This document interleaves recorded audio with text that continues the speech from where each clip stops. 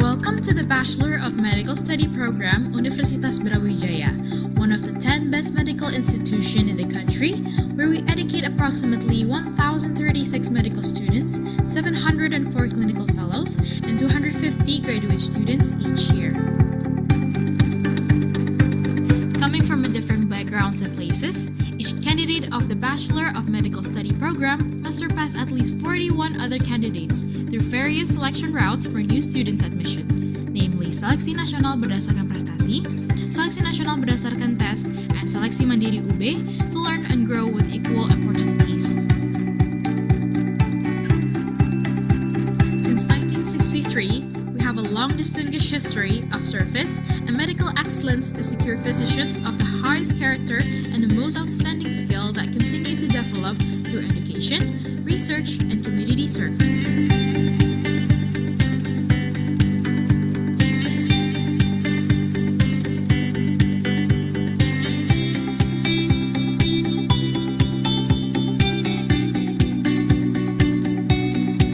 We continue to establish ourselves as a high-ranked medical school and are committed to becoming a leading and internationally recognized medical education institution. This commitment is supported by the completeness and the development of our modern leading infrastructure and information technology-based facilities.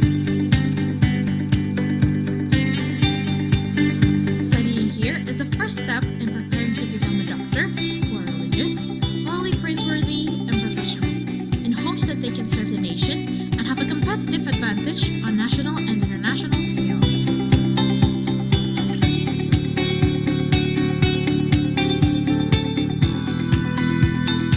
The approach on studying through problem-based learning method will encourage students to actively seek knowledge through identifying and solving problems, which are the basis for the formation of metacognitive abilities.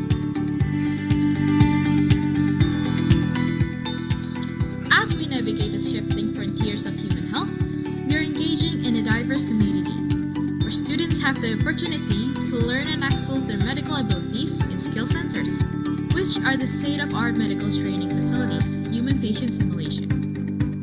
Our study programs equips its students with clinical skills one-by-one techniques with various medical sciences.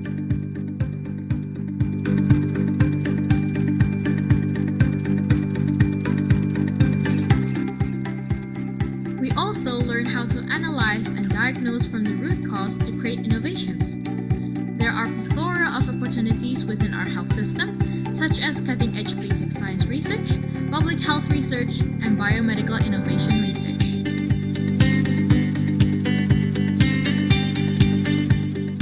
Students get the opportunity to improve their competence by practicing directly on the community.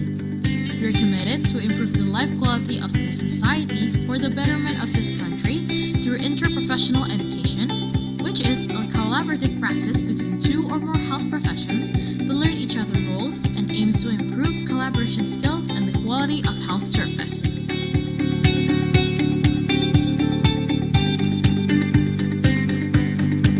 Our program aims to provide experience for students to prepare themselves for global competitions, which is why our study programs continues to collaborate with various national and international institutions in response to the increase of global competitions. This has been proven by the achievements and the continuous national and international accreditation in many fields.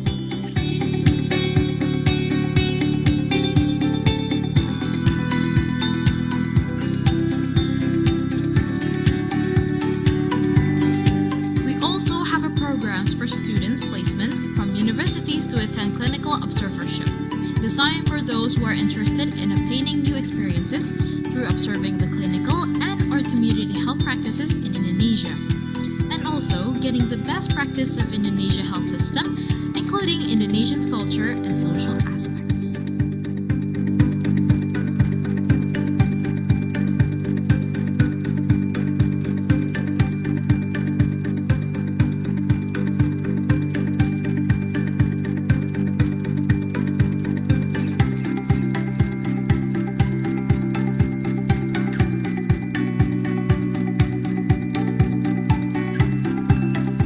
only committed to academic excellence, we also encourage students' achievements according to their interests and talents.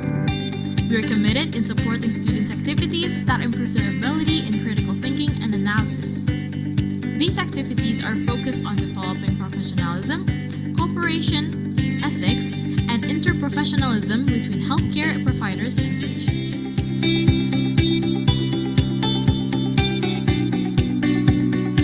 The education process of becoming a healthcare professional is supported by major teaching hospitals and network hospitals that are part of the education system and health service, including Saiful Anwar General Hospital, Universitas Brawijaya Hospital, Lini Bangil Hospital, Dr. Iskak Hospital, Kediri Hospital, and 22 other primary medical facilities spread through Malang.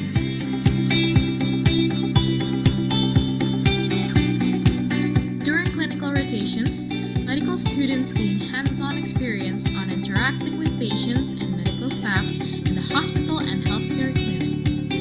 They learn to diagnose and recommend treatments for patients like an established physician would, while also practicing the fundamentals of clinical examination, evaluation, and treatment. We welcome you, our medical students, the future leaders in medicine, to the Bachelor of Medical Study program, Universitas Brawijaya, where you enter the next phase in your education and go through the unforgettable years of learning experience in healing others.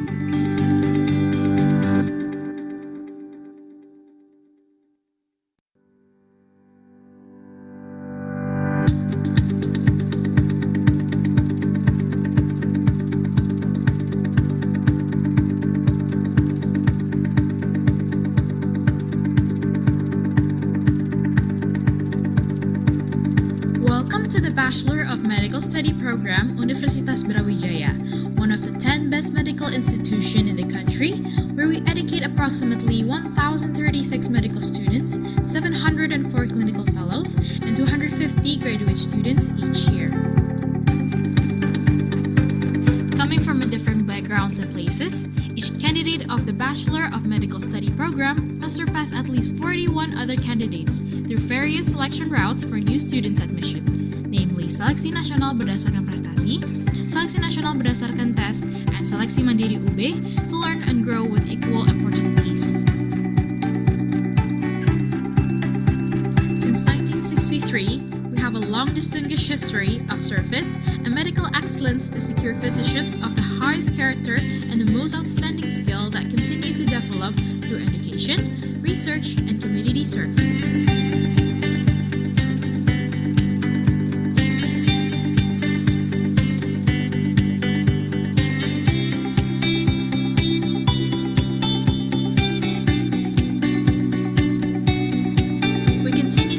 Ourselves as a high-ranked medical school and are committed to becoming a leading and internationally recognized medical education institution. This commitment is supported by the completeness and the development of our modern leading infrastructure and information technology-based facilities. Studying here is the first step in preparing to become a doctor who are religious, morally praiseworthy, and professional, in hopes that they can serve the nation and have a competitive advantage on national and international scales.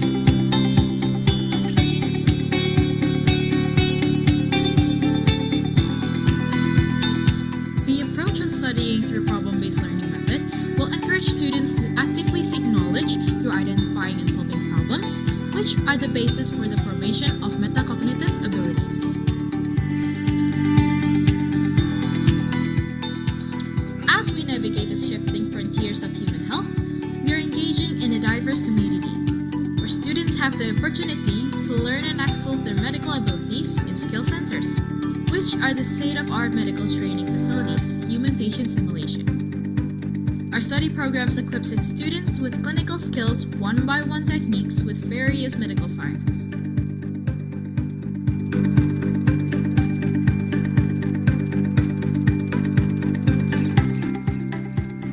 We also learn how to analyze and diagnose from the root cause to create innovations. There are a plethora of opportunities within our health system, such as cutting-edge basic science research, public health research, and biomedical innovation research.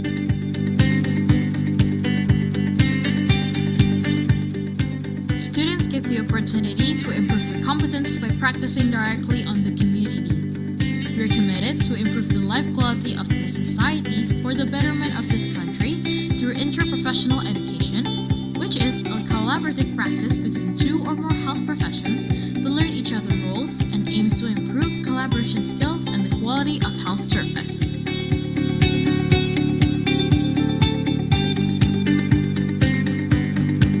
Our program aims to provide experience for students to prepare themselves for global competitions, which is why our study programs continues to collaborate with various national and international institutions in response to the increase of global competitions. This has been proven by the achievements and the continuous national and international accreditation in many fields.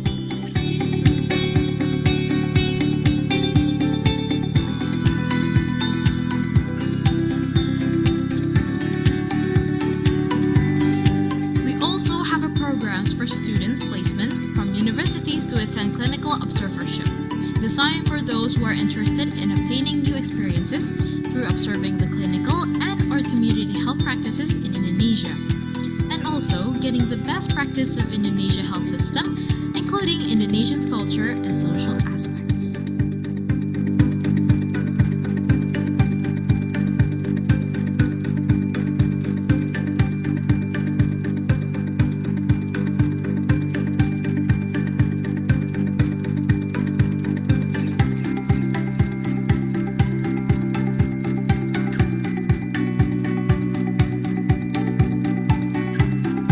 Not only committed to academic excellence, we also encourage students' achievements according to their interests and talents. We are committed in supporting students' activities that improve their ability in critical thinking and analysis. These activities are focused on developing professionalism, cooperation, ethics, and interprofessionalism between healthcare providers and patients.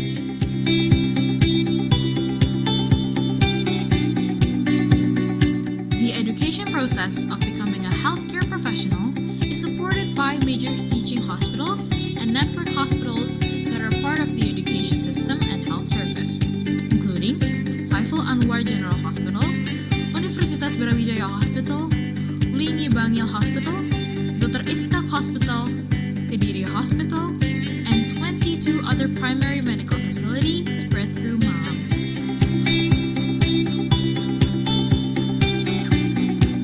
During clinical rotations, medical students gain hands-on experience on interacting with patients and medical staffs in the hospital and healthcare clinic. They learn to diagnose and recommend treatments for patients like an established physician would, while also practicing the fundamentals of clinical examination, evaluation, and treatment. We welcome you, our medical students, the future leaders in medicine, to the Bachelor of Medical Study program, Universitas Brawijaya, where you enter the next phase in your education and go through the unforgettable years of learning experience and healing others.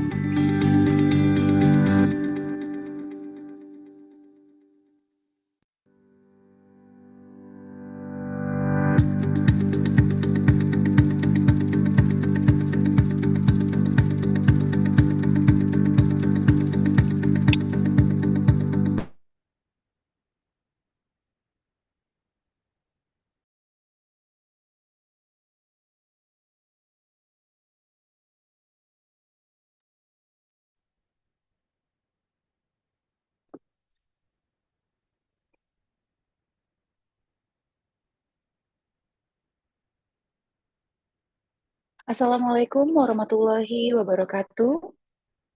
Good afternoon, ladies and gentlemen, our esteemed speakers, and all participants that have gathered for today's event. It is with a great pleasure that we welcome you to the International Conference on Research Capacity Strengthening on Community Engagements and Involvement, held in conjunction with the second National Seminar on Community Services.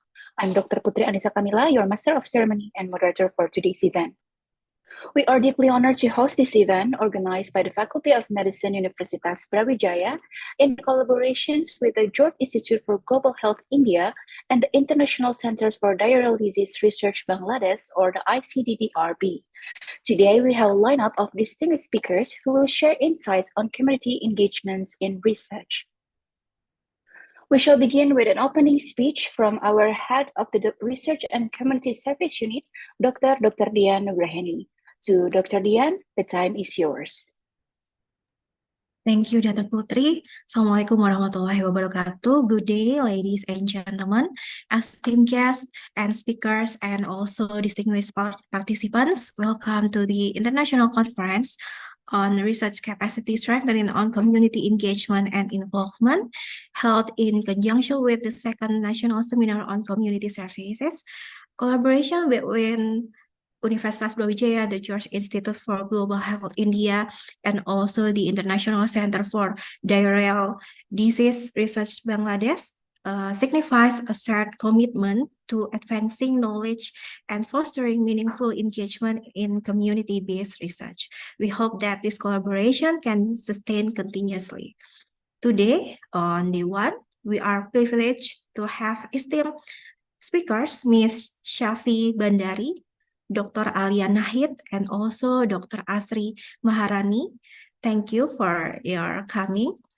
They will enlighten us on the intricacies of community engagement in public health research, embedding it into research practice and the pivotal role it plays in grant application. And following these enlightening sessions, we will delve into discussions led by distinguished panelists, Dr. Nureta, Dr. Elsa, and also Dr. Anin, providing diverse perspectives on the intersections of community and healthcare. And also tomorrow on day 2 with our distinguished speakers, Professor Wisnu from Universitas Gadjah Mada, Dr. Yusron Sugiarto, and also Professor Saifur Rohman from Universitas Brawijaya. We will shift our focus to strategies for preparing national funding community service proposals, the role of higher education in sustainable community empowerment, and also collaboration strategies with community and industry for enhanced community service. We also look forward to the insightful oral presentations of the results of community services, where knowledge will be shared and also partnership strengthened. Okay, together, let us embark on these 2 days of collaborative learning and engagement, advancing the frontiers of research for the betterment of our communities. Thank you.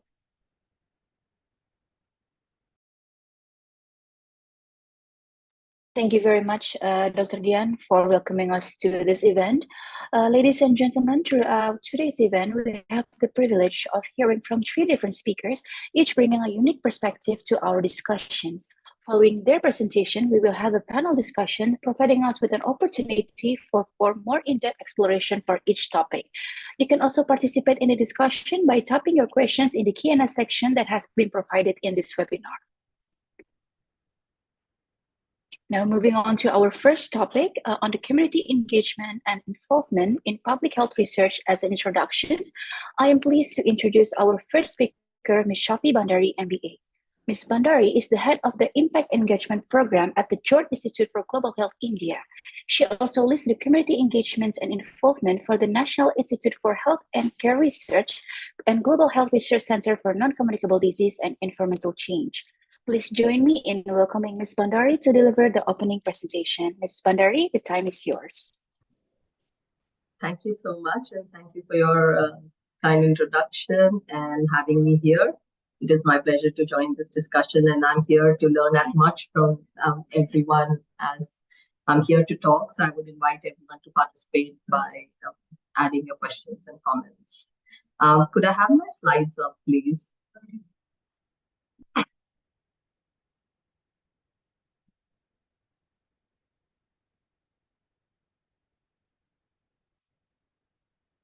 And I guess before I start, good day, good afternoon to everyone. Thank you again for having me here. And I think before I start, I wanted to invite all of you to think of the most recent research work or project that you were involved in, and think of who was the biggest beneficiary from that project, who benefited the most from your most recent work or project. And if you could type in some responses in the chat, is the chat function open?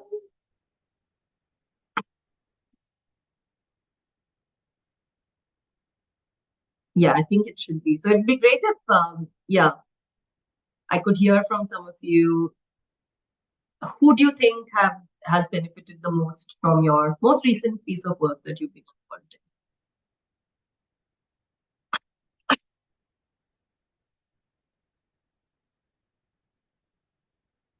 I know it's the afternoon.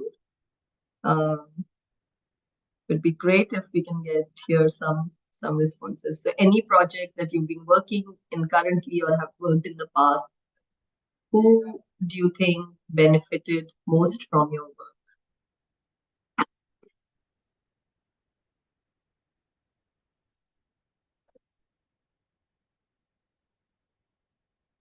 Or anyone can raise their hands and raise their hand and participate. Very happy for that as well.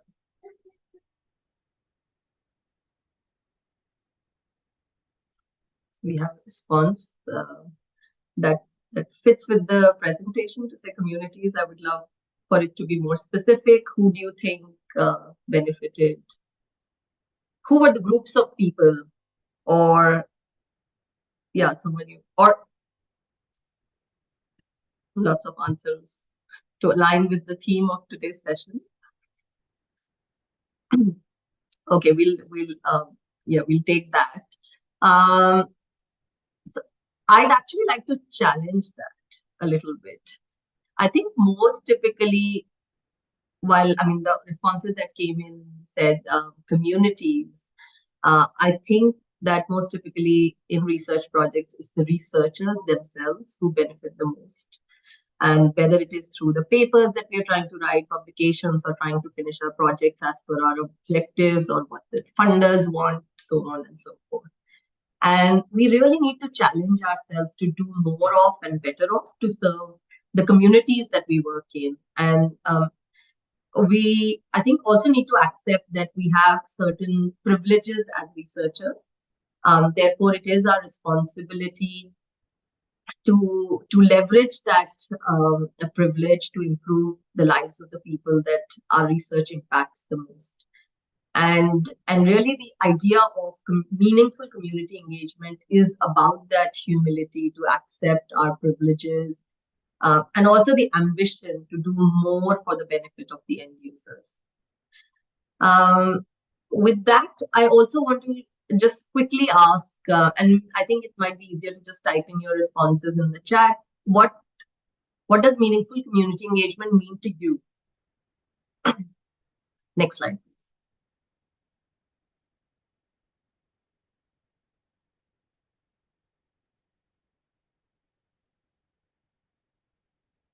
Few words, any sentence, anything that comes to mind.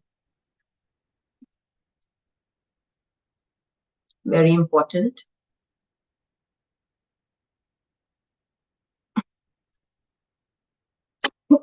And excuse my throat, please.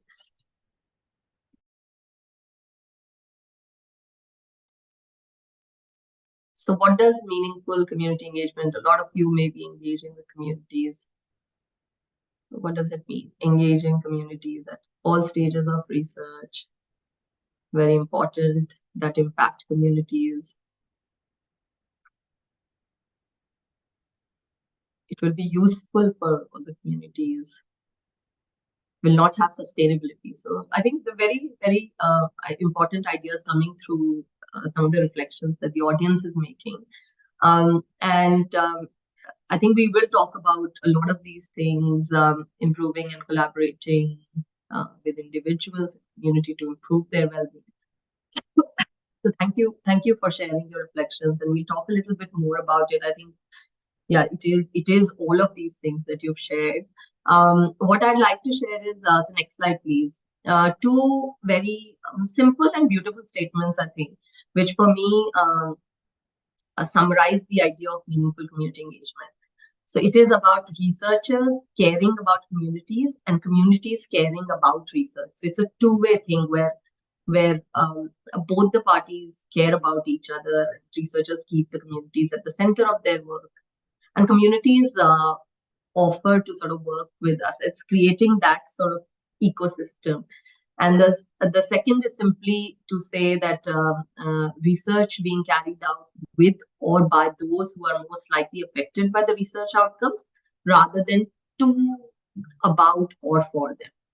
And these are two very simple statements, but they, I think, if we keep them at the heart of our work, they can really be quite powerful.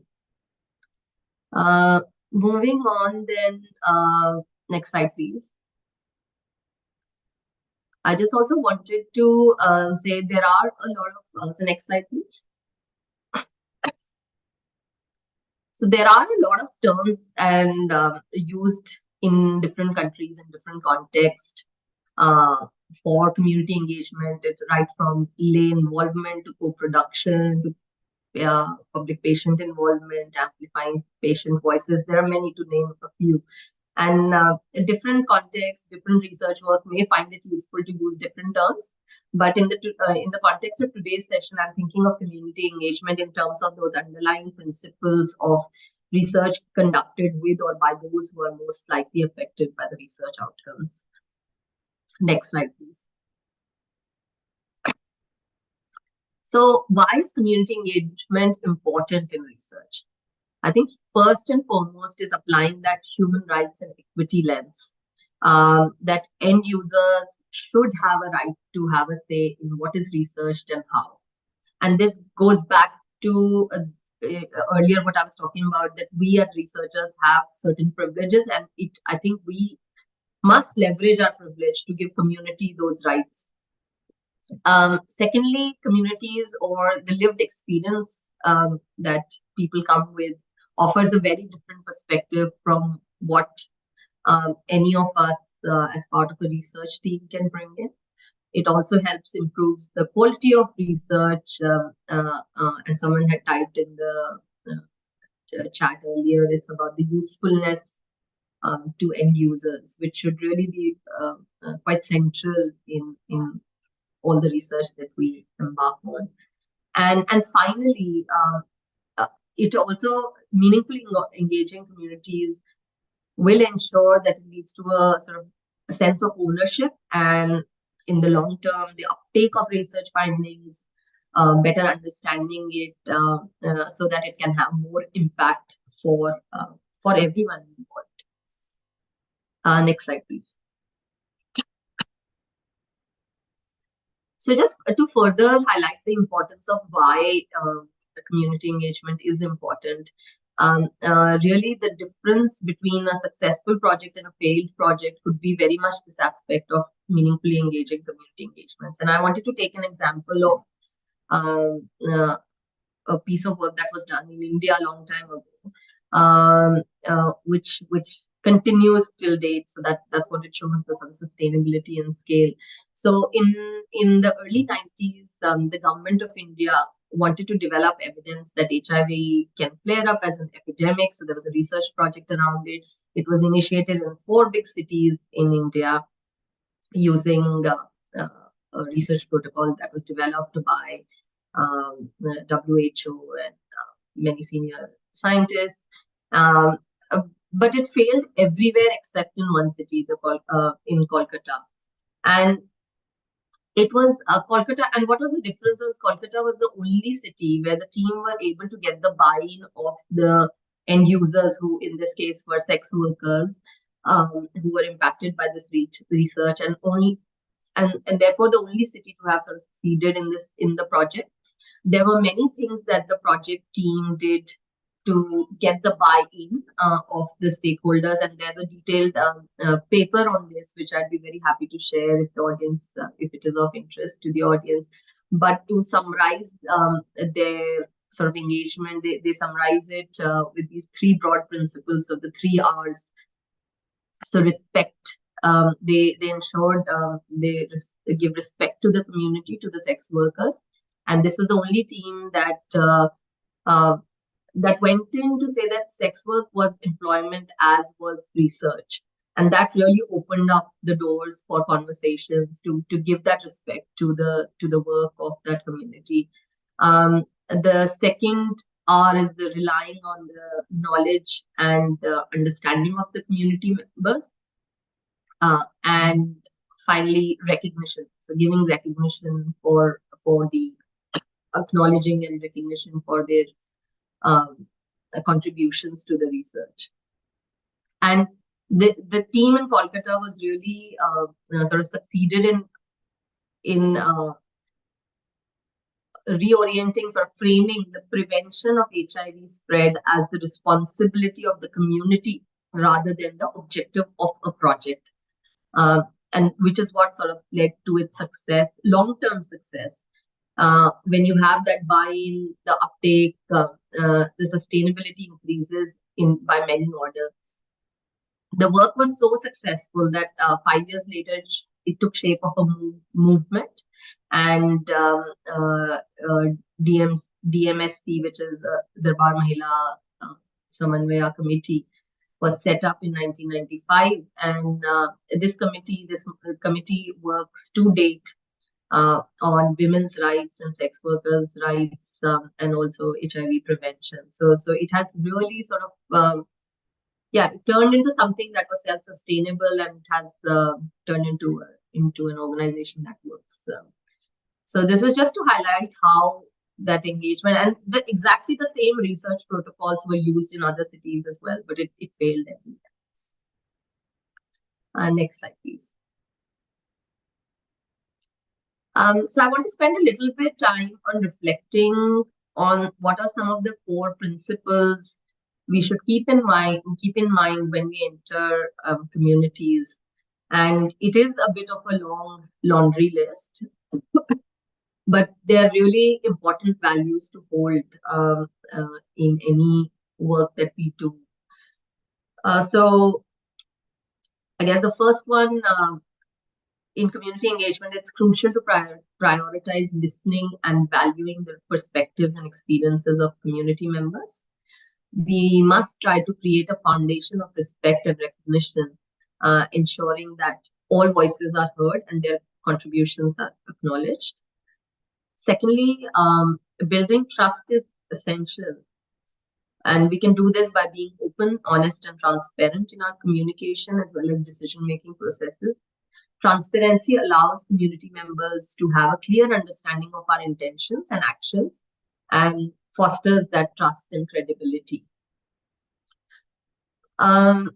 Really important, the next one is providing that culturally safe places where an inclusive environment where everyone feels respected and valued and is able to speak up.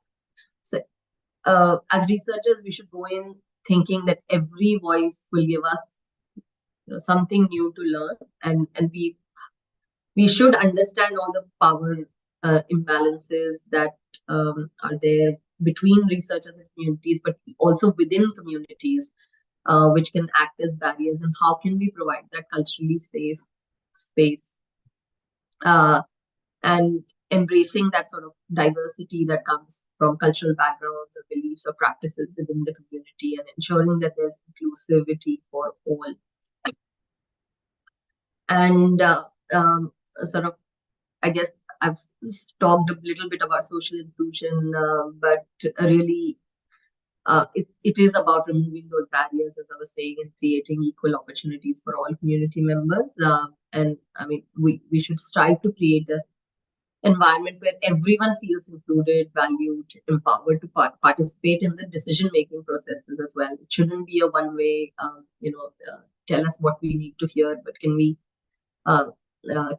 help community members be involved in the decision-making process, the design of our research, the direction our research takes. And what we have as number 5 is really key, practicing reflexivity. What it means is it's really important that we reflect on our own biases and assumptions and constantly learning and growing from them. And I'll come back to it with a case, with a tool that we developed at the George. And then maintaining, I think as we saw in the previous example, how can that sort of engagement be sustained? And I know it's practically a lot of times challenging, but I think there are innovative ways in which it can be done. So it's about sort of thinking about it at the back of our minds, that how can we commit to maintaining long-term collaboration and continuous engagement with the communities that we work with. And this allows us to understand their evolving needs and aspirations, enabling us to adapt our own strategies and initiatives accordingly. And finally, again, I think it goes back to actively involving community members in decision-making processes, seeking their input and feedback at all stages. And by embracing many participatory and iterative approaches, we can co-create and continuously improve our initiatives for maximum impact. I might pause here for a moment. I know I've been speaking a lot with a lot of these ideas, but if there's anything anyone wants to reflect on in terms of anything that's missing or anything that acts as a challenge, or have any questions, very happy to take them.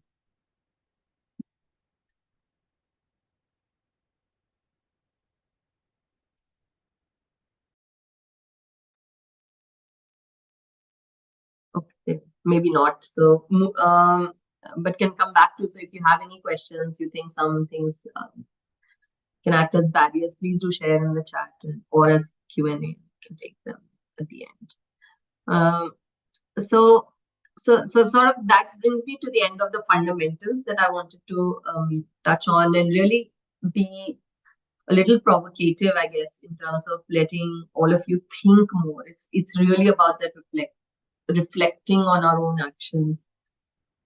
And in this next section, I wanted to talk about a tool developed by our colleagues at the George and some of the learnings that have come from there.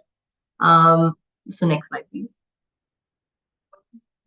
I mentioned reflexivity previously, and our colleagues Devaki, who couldn't join us today, but she and her team have developed this tool, which is called the 8 Equity tool. It's a set of detailed questions to provoke reflections by researchers on the degree of integration of equity principles in their projects. And I mean, equity and meaningful community engagement are quite interconnected concepts that work together to promote fairness, inclusivity, social justice within communities, and contribute to more equitable outcomes for all. And this idea to create a tool was I guess born from a lot of the broader efforts going on globally as well, to promote equitable partnerships among researchers, between researchers and communities impacted, or with any other stakeholders with whom knowledge is co-produced. And many research teams at the George, so 25 research teams, reflected on their projects and have given the team a lot of helpful insights, some of which were actually used to come up with the principles that I had shared earlier. It is based on a lot of thinking that has been done across many projects to see what are those important things when it comes to successful community engagement. And the team is also in the process of developing some case studies based on this work. The 8 Equity tool comprises of the 8 domains. And there's also, I must mention, there's also a research paper that we published based on some of the initial findings. Again, very happy to share the link maybe after my presentation in case of interest. And while I don't have the time to talk in detail about the equity tool itself, next slide, please. It does comprise of 8 domains of equity, which roughly correspond to the typical stages in research processes. So from team formation to capacity strengthening, research ethics and governance, to relationships uh, with research partners, participants, and other stakeholders beyond the project. And we really feel that community engagement should be part of all of these stages. So here, I think I want to just take a next slide, please. I want to share a snapshot of some of the findings from one of our research teams that completed this tool. And these may just look like 2 or 3 statements on the face of it, but they say a lot. Next slide, please, if you could move on to the next slide. They say a lot about the impact of meaningful community engagement, both on researchers as well as communities. And you may even note some hidden best practices there. So just sharing a case study. Could we move to the next slide, please?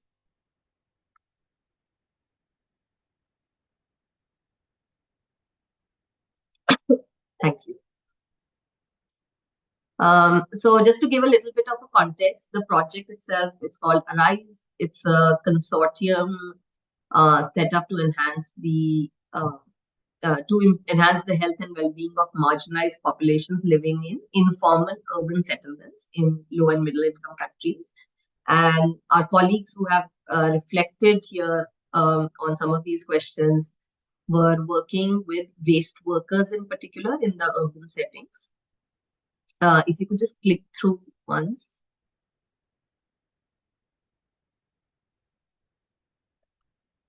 Thank you. So here, this is something shared by a researcher. And then, so they say that a part of me had grown up in the project site. So I knew the context a little bit, but then it's still different when you get involved in something like waste work, because that's not something that a lot of us really pay attention to in our daily lives. So the researcher says then that participant observation has been the foundation of our work, whether it was for scoping exercise or even to this day, it's not something that we've stopped. So it's every day. We have a colleague who had followed the day of a waste worker. So they followed, and I think every time they share that experience, they get really emotional, because waking up at 2 a.m. and rummaging through garbage throughout the day, carrying heavy things on their backs. It was what you learn by observing cannot be learned by reading and then they go on to say, sorry, I had digressed, but I think that's also one of the reasons why a colleague and this person had relocated to the project site. So that's where I'm saying, there are some best practices here. So we know that in this project, some of the researchers started living with the communities in the communities to really understand everything that goes on by living with them and living their lives. And that also helps build the trust. If you could click through again, please. So this statement is something that was shared by a community representative. I think they were one of the union workers, so union for the waste workers. And they say that ARISE helps us in the sense that whenever there is something to do in the court, a case that is against our workers, we call the researcher to understand things better. They explain us what is in our favor and what is against us and what our rights are, etc. So this says that once you have the relationship, sometimes it has to go beyond the scope of the project, and that's okay.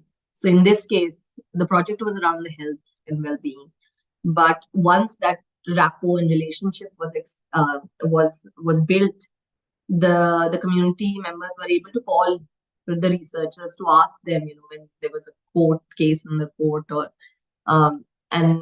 and that's how that sort of trust is built and that relationship is built. And if you could just click through once more, please.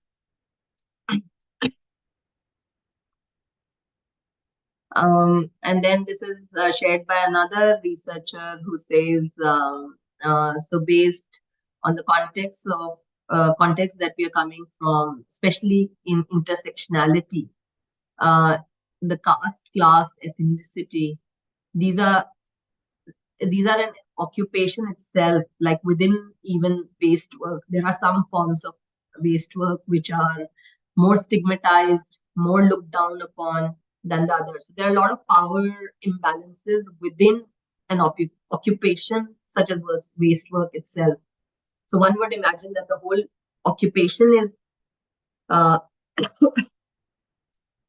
in some ways looked down upon, or there are marginalization. But within the waste worker community also, there were a lot of structures that were really important to understand.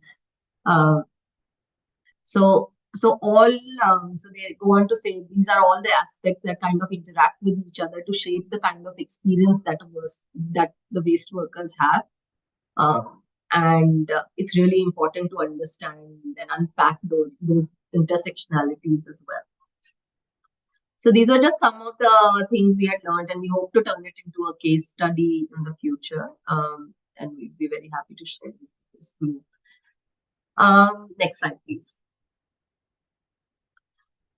So I think I just want to end on the note to invite you to reflect about, go away, and no one has to sort of say anything now, but to go away and reflect about how you are already applying or can apply some of these principles in your work.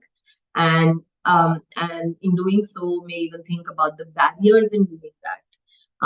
I know it's not always very easy, and we shouldn't to apply all of these principles that we talk about, and we shouldn't try to fool ourselves in thinking so. But acknowledging the barriers can also help us to try and overcome them with some innovative ideas, which there are many examples and best practices around. So I'll stop here. Thank you very much for listening, and very happy to answer any questions if there are. Wait till the end. Thank you.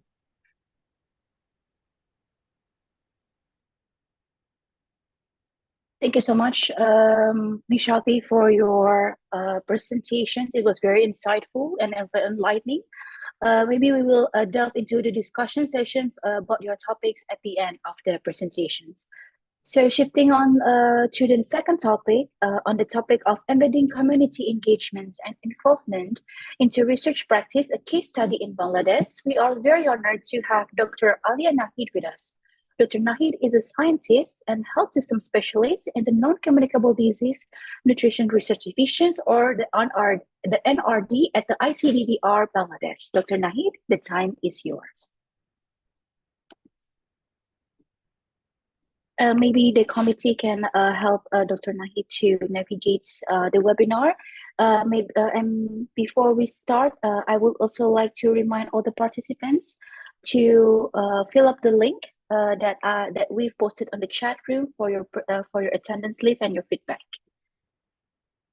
Okay, Dr. Alia Nahid is now a scientist and health system specialist at the ICCDRB, a reputed international research organization in Asia. She has multiple accomplishments and important works, especially on the community engagements in research, and she's going to present her case study from Bangladesh. To Dr. Nahid, the time is yours.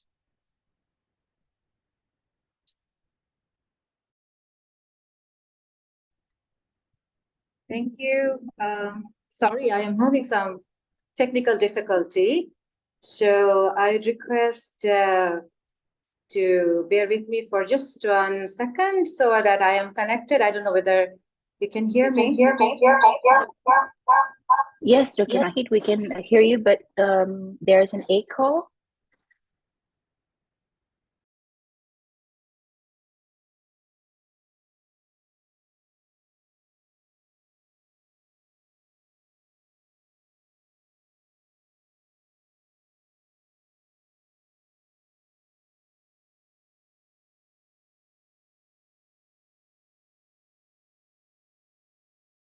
For the IT team, maybe Dr. Nahid needs the assistance Yes. to unmute. Okay. Can you Was hear me, not Dr. allowed. Nahid?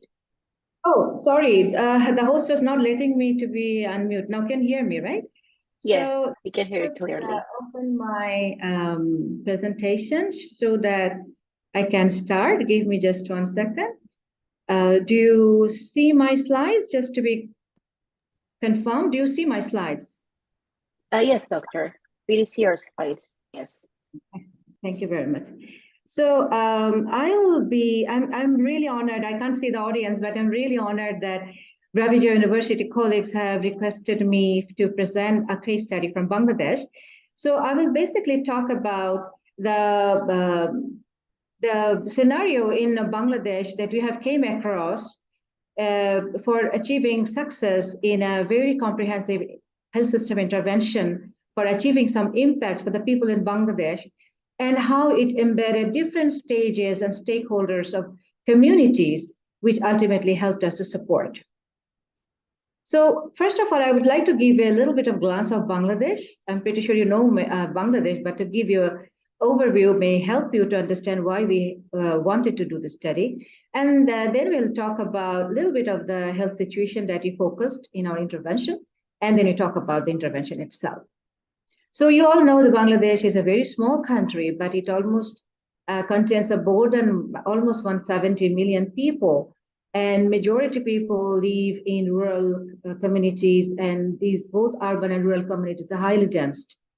The sad part is that the total health expenditure is just 2.4, a little bit of $2.4 and more dollars, and majority of the health expenditures actually is coming out of pocket. So that's a challenge. And the per capita health expenditure is $46 as per World Bank, which is quite high. But interestingly, the country has gone through massive economic transition. And as per World Bank's estimate, up to 2017, people had gross per capita income more than 1,500. And by 2022, it has gone much up. At the same time, people have more life expectancy. Now it is more than 72 years on average, and it has increased impressively. But at the same time, there is the remarkable transition in health. This slide actually shows the death rate in one of our famous health and demographic surveillance, which is Matlab Health and Demographic Surveillance, which hosts the largest and longest health and demographic surveillance in a developing country. This bar shows in blue the death rate transition over time, and in red, death rate transition for non-communicable diseases. So you can see the blue bar has been shrinking over time comprehensively, and the red bar, which represents non-communicable disease deaths, increasing massively. The problem with the country is that the majority of the deaths are attributable to non-communicable disease, and of that, ischemic heart disease and stroke are the main reason for premature deaths. And the premature deaths attribute to 46% deaths of below 70 years of age among NCD patients who die. This slide shows actually a track in dotted line where Bangladesh targets to achieve by 2025. And the red and blue trend line shows where Bangladesh is at the moment in terms of trend. It shows wide gap. But the important information is the stroke and ischemic heart disease. These two conditions have a single, one of many risk factors is hypertension. And without control of blood pressure, stroke and ischemia can cause fatal conditions.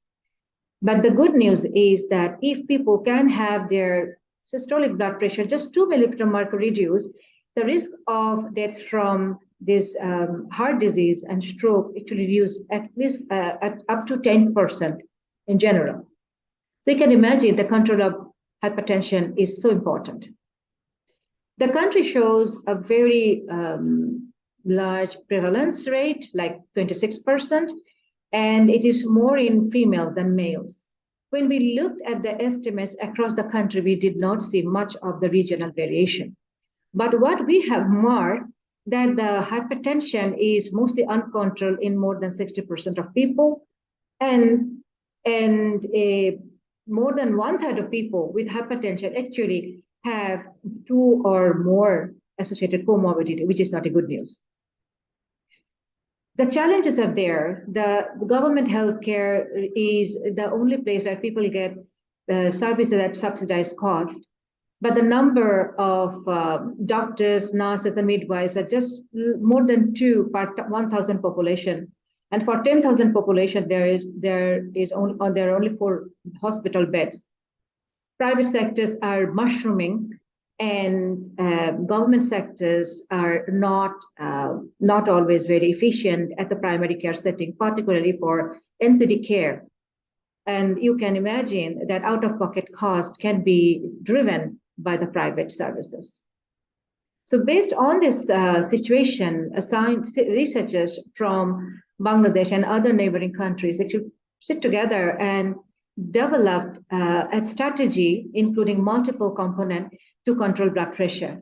And these components propose to engage the community, the healthcare providers, the experts of different phases in clinical care and in the health systems, and also find a system approach how this can be mitigated.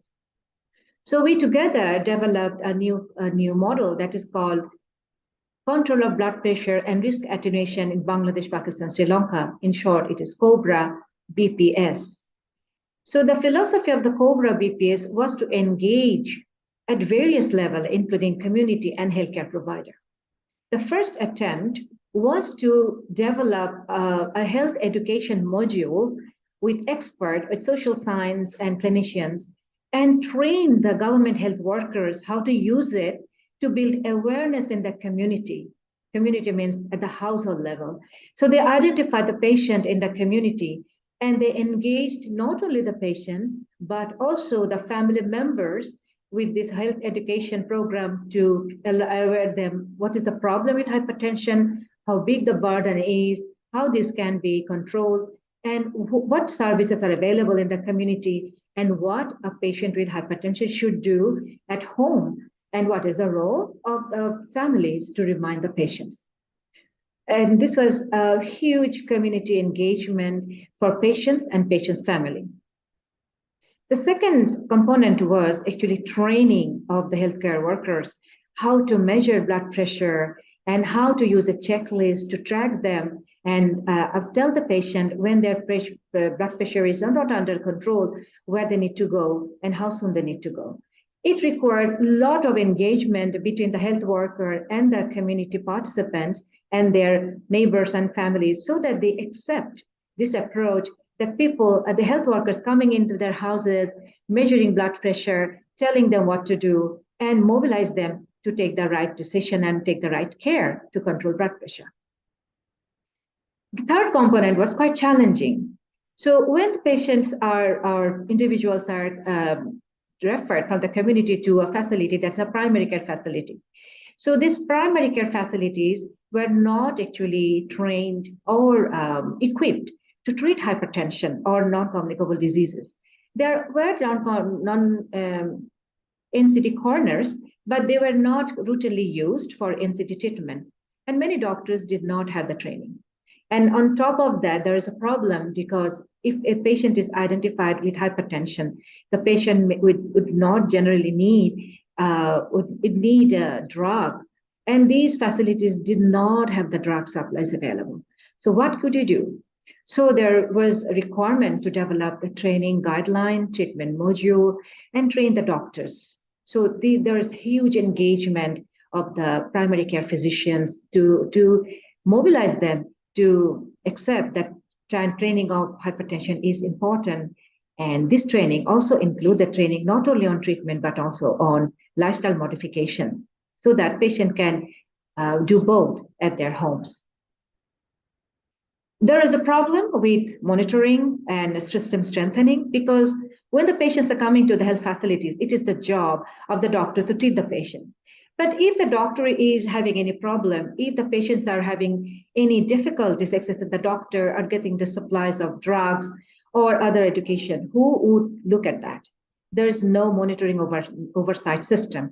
So the person who is the head of the facility, that person was engaged into the whole process to monitor and evaluate everyday work for the doctors and the patients.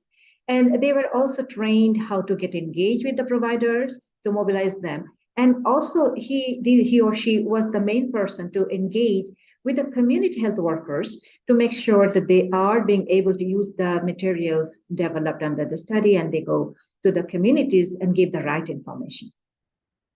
Another challenge was that financial ability was very limited among these patients, particularly those who were poor and had uncontrolled hypertension. So they rarely were willing to take a vehicle to go to the facility and buy a drug outside. So what we had to do to develop financial compensation mechanism for them to support their travel, and if they had to buy any anti-hypertensive drugs that were not available by any chance at the facilities, so they don't get impoverished because of buying the drugs. So that kind of supports were given. But another challenge was how the researchers would know, the research team would know that who is a real poor, who is not a real poor. So the patients were given a health card marking with red color and green color. The red color meant this is a poor patient, and the poor patient was attending the facility with a red mark card. That person was given extra caution and reported to the research team for reimbursement. On top of that, this study included this hypertension guideline development and behavioral change communication material development with a pictorial flip chart, which was used by the community health workers to train and increase the knowledge and awareness of the community about the hypertension and its treatment and the need of prevention of the risk factors. So we had to, beyond this study engagement, we had to engage a lot of national experts and policymakers to develop a clinical guideline that would be acceptable and implementable in the country setting, but that would also have a high standard at the global level. So that engaged an expert group who were just involved with the development of the guideline, but they were not directly involved with the intervention. And another group, when we were developing the pictorial flip chart, it required a lot of experience and expertise of a media house. And a media house was engaged in this and that research team had to engage them by increasing their knowledge and awareness and ability to understand what is a hypertension and what the messages are actually meaning to the participants, how these messages should be delivered. And these experts, these communication experts, they actually help to customize and write the script of the flip chart for the health education messages that are more acceptable and receivable by the community in the local language. So you can imagine these groups were not engaged in the intervention or designing the intervention, but these groups had to understand everything about the intervention and what is being expected. And these languages and processes were actually developed by the experts. Then once we had all these components available, we introduced this study research intervention in 2 districts in Bangladesh. And the whole idea was to evaluate cost effectiveness of this multi-component intervention for control of blood pressure compared to a community where there is no intervention. This intervention or the trial occurred in 3 countries simultaneously in Bangladesh, Pakistan, and Sri Lanka. So you can see in the map of Bangladesh on the right side and the pink color places, those are the districts where we conducted the study. So it was a very cumbersome randomized controlled trial. There's a cluster approach and 10 villages were randomly selected. And the GIS mapping was done to identify each and every villages of these 2 districts. It's huge. We actually identified 1,800 villages and they were all mapped with GIS reading so that we could identify which is a near cluster to the health facility, which is a per cluster from the health facility, and we could equally distribute them. The right-hand side map shows the small dots, those are the GIS points, and a group of geographer and the GIS experts were involved in the whole process. Again, these groups were educated, trained, and they were engaged heavily to understand what we are going to do. And they actually did this GIS mapping, as well as also mapped other facilities that are available in the community to inform us what are the options the patients may have to go to if the health facility, government health facility, was not accessible easily. So the study occurred for 2 years, and after 2 years, when we measured our outcome measure was systolic blood pressure and diastolic blood pressure. In Bangladesh, about 900 patients were recruited, and it shows some fantastic results that more than 5 millimeter mercury of systolic blood pressure reduced at 24 months of intervention. Similarly, diastolic blood pressure reduced for more than 2 millimeter mercury after 2 years. And we have observed similar impact in Pakistan and Sri Lanka. The other good thing is that the study was not only found effective, but the study was found very low cost and cost effective. It would require the government to spend $10 to implement a program in Bangladesh for hypertensive patients' care. So this is very cost effective, and these articles, our researches were published in very high impact journals. But the question was it acceptable to the healthcare provider, physicians, and the community health workers?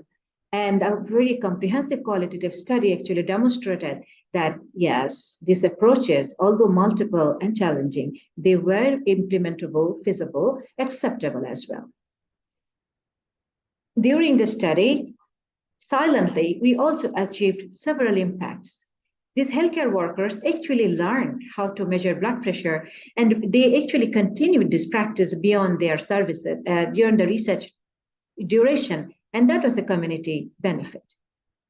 The doctors, the learning they had for treating hypertension, they continued that.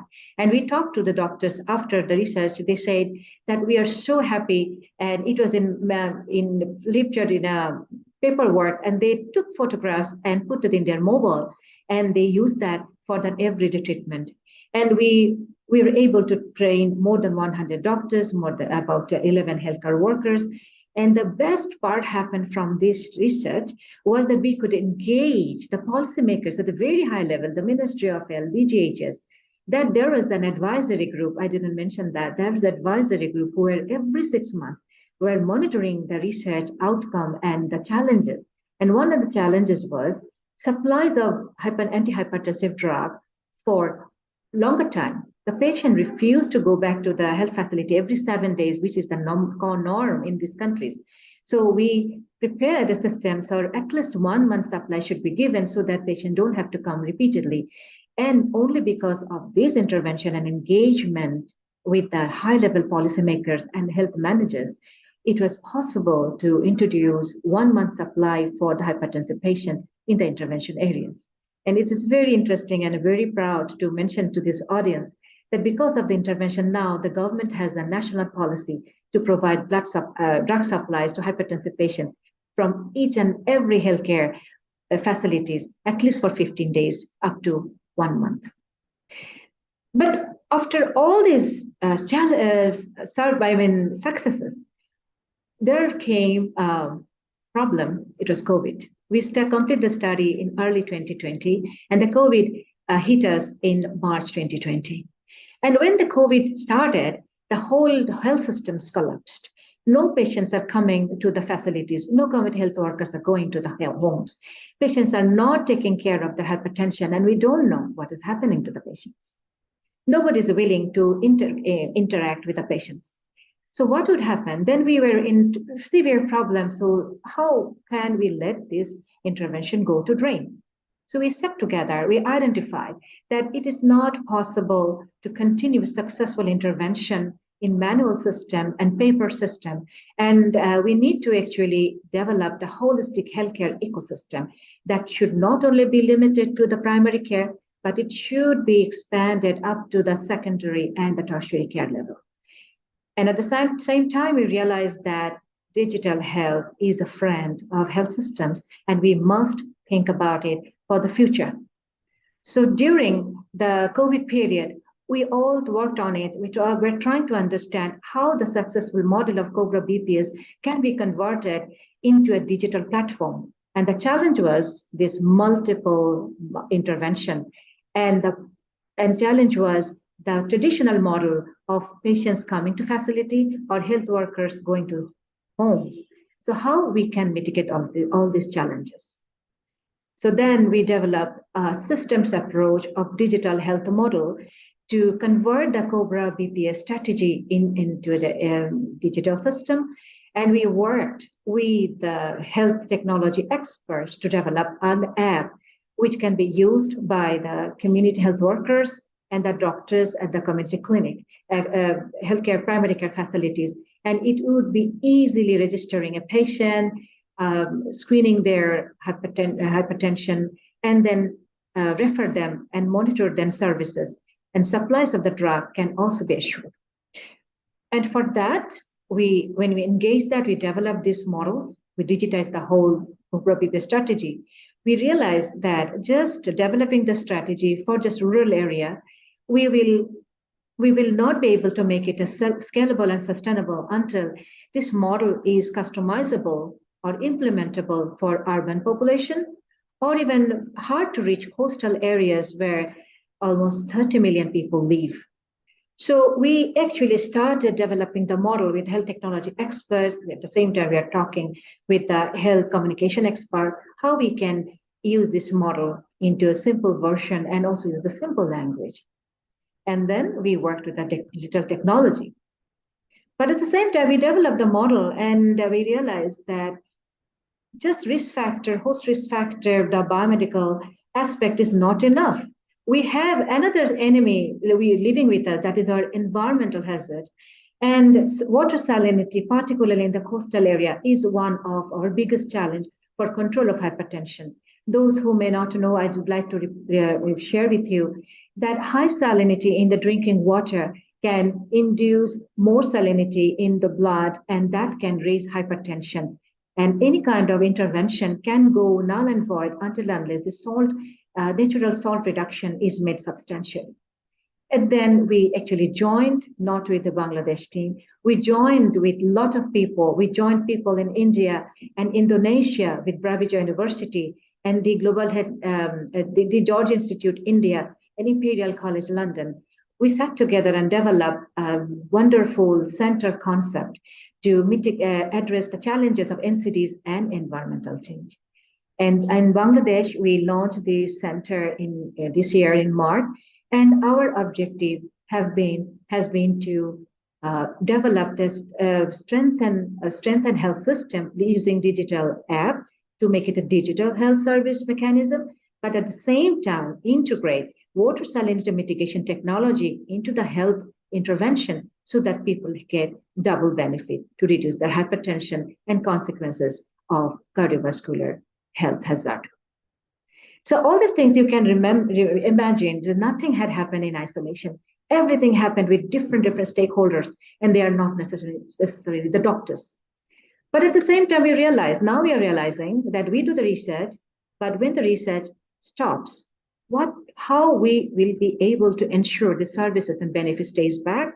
So we can't only think of the challenges, but we need to create a system where we collect data throughout the entire time in a peacetime, as always, as a challenging health emergency situation such as COVID. And now Bangladesh is being hit by dengue outbreak, which is another challenge. The system is not being able to address that. So we realized that these interventions are great, but at the same time, we have to engage the community and the provider systems to link their information to a data set. So we increase the data science capability and build research infrastructure in the government facilities, and so that they can actually collect their own data, synthesize it, analyze it, and make solutions on their own. They just don't have to wait for the researchers to come in, address the problem, resolve the problem, and then tell them what to do. It should be grassroots level initiative. So, and we identified that we need to actually implement some kind of program for capacity building that will create lasting, capable leadership team across all disciplines, not only medical doctors, but we need to include the public and other specialists, policymakers, microbiologists, pharmacists, nurses, and anyone, social scientists who are involved with different kind of work in the health cadre. And we need to think of many kinds of research capacity building in the community, starting from developing a surveillance for disease up to developing a drug inventory system in the community so that people get supplies of drugs easily and they don't get poor because of having the right to take drug for treatment of hypertension. Considering all these things, we actually developed a clinical research platform in Bangladesh, engaging very high-level clinicians to involve them, engage them with the public health experts so that they can be encouraged to do more research. But the problem is clinicians are very busy and they don't want to spend time for research because that may not add to their career development. So it was very difficult to ask them to do research unless they are given opportunity on training for hands-on training on research implementation data analytics. So we introduced a clinical research platform quite some time back, and we realized that without having a permanent training platform, it is very difficult to continue this research capacity building among the clinicians who are expected to also involve with the public researchers and create a conducive the research platform for generating evidence for the country to obtain solutions for problems that arise all the time. Then we combined with many other countries like Africa, Latin America, and the UK to develop a new ecosystem for health research and data science. And this has also been launched in 3 regions in Africa, Latin America, and Asia. So Asian Center is hosted by ICTDRB, where I am coming from. And the whole idea is to implement a research capacity strengthening program to generate new evidence to research project. But at the same time, increase access to data. We can imagine that people in developing country may not have the ability or enough funding to do large research, but there are databases created. And if we can develop data infrastructure at the healthcare setting, so data will be generated automatically. And if data science can be strengthened, people sitting in the healthcare setting can actually analyze their own data. And the whole idea was built on a federated global strategic partnership with equitable partnership. So data science was a very important vision for this platform. And there are several steps taken, what may be the strategies for the researchers at the low and middle income countries and their partners who they will be working with for learning their research capacity. And the whole idea would be to identify common health issues or emergency health issues.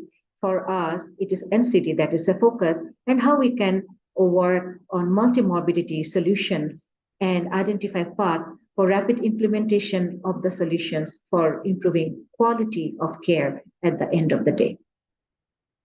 So all these things that I just talked about, these were huge engagement of many different communities. We just identified who would be the right community, and we did not bother to select them, even if they were not from the biomedical science background.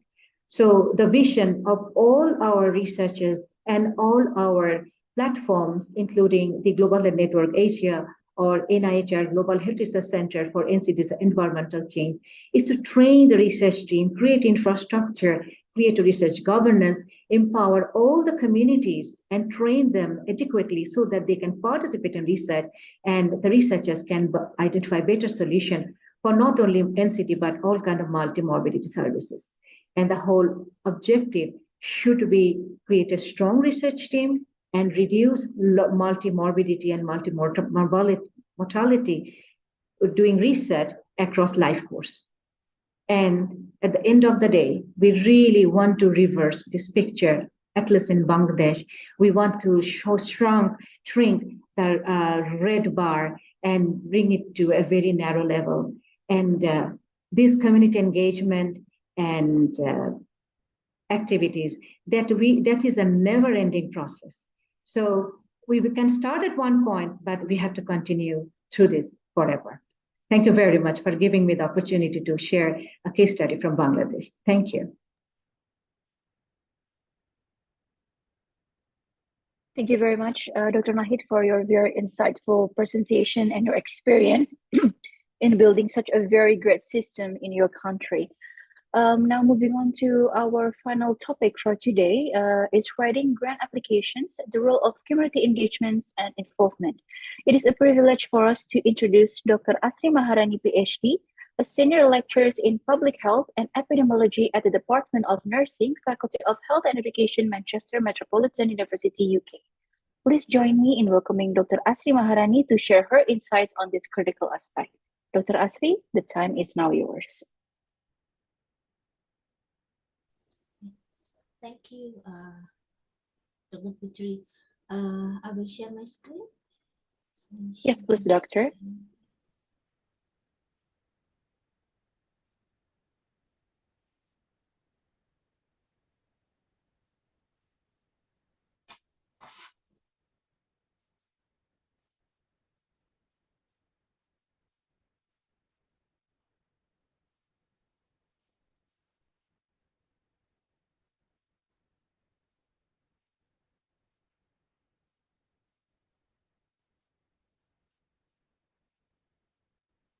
Is it okay?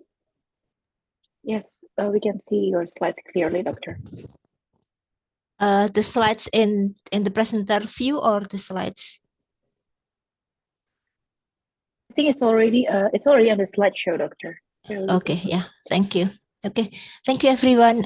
Thank you for the invitation. Today I would like to explain about writing grant application, and now in writing grant application we see more and more research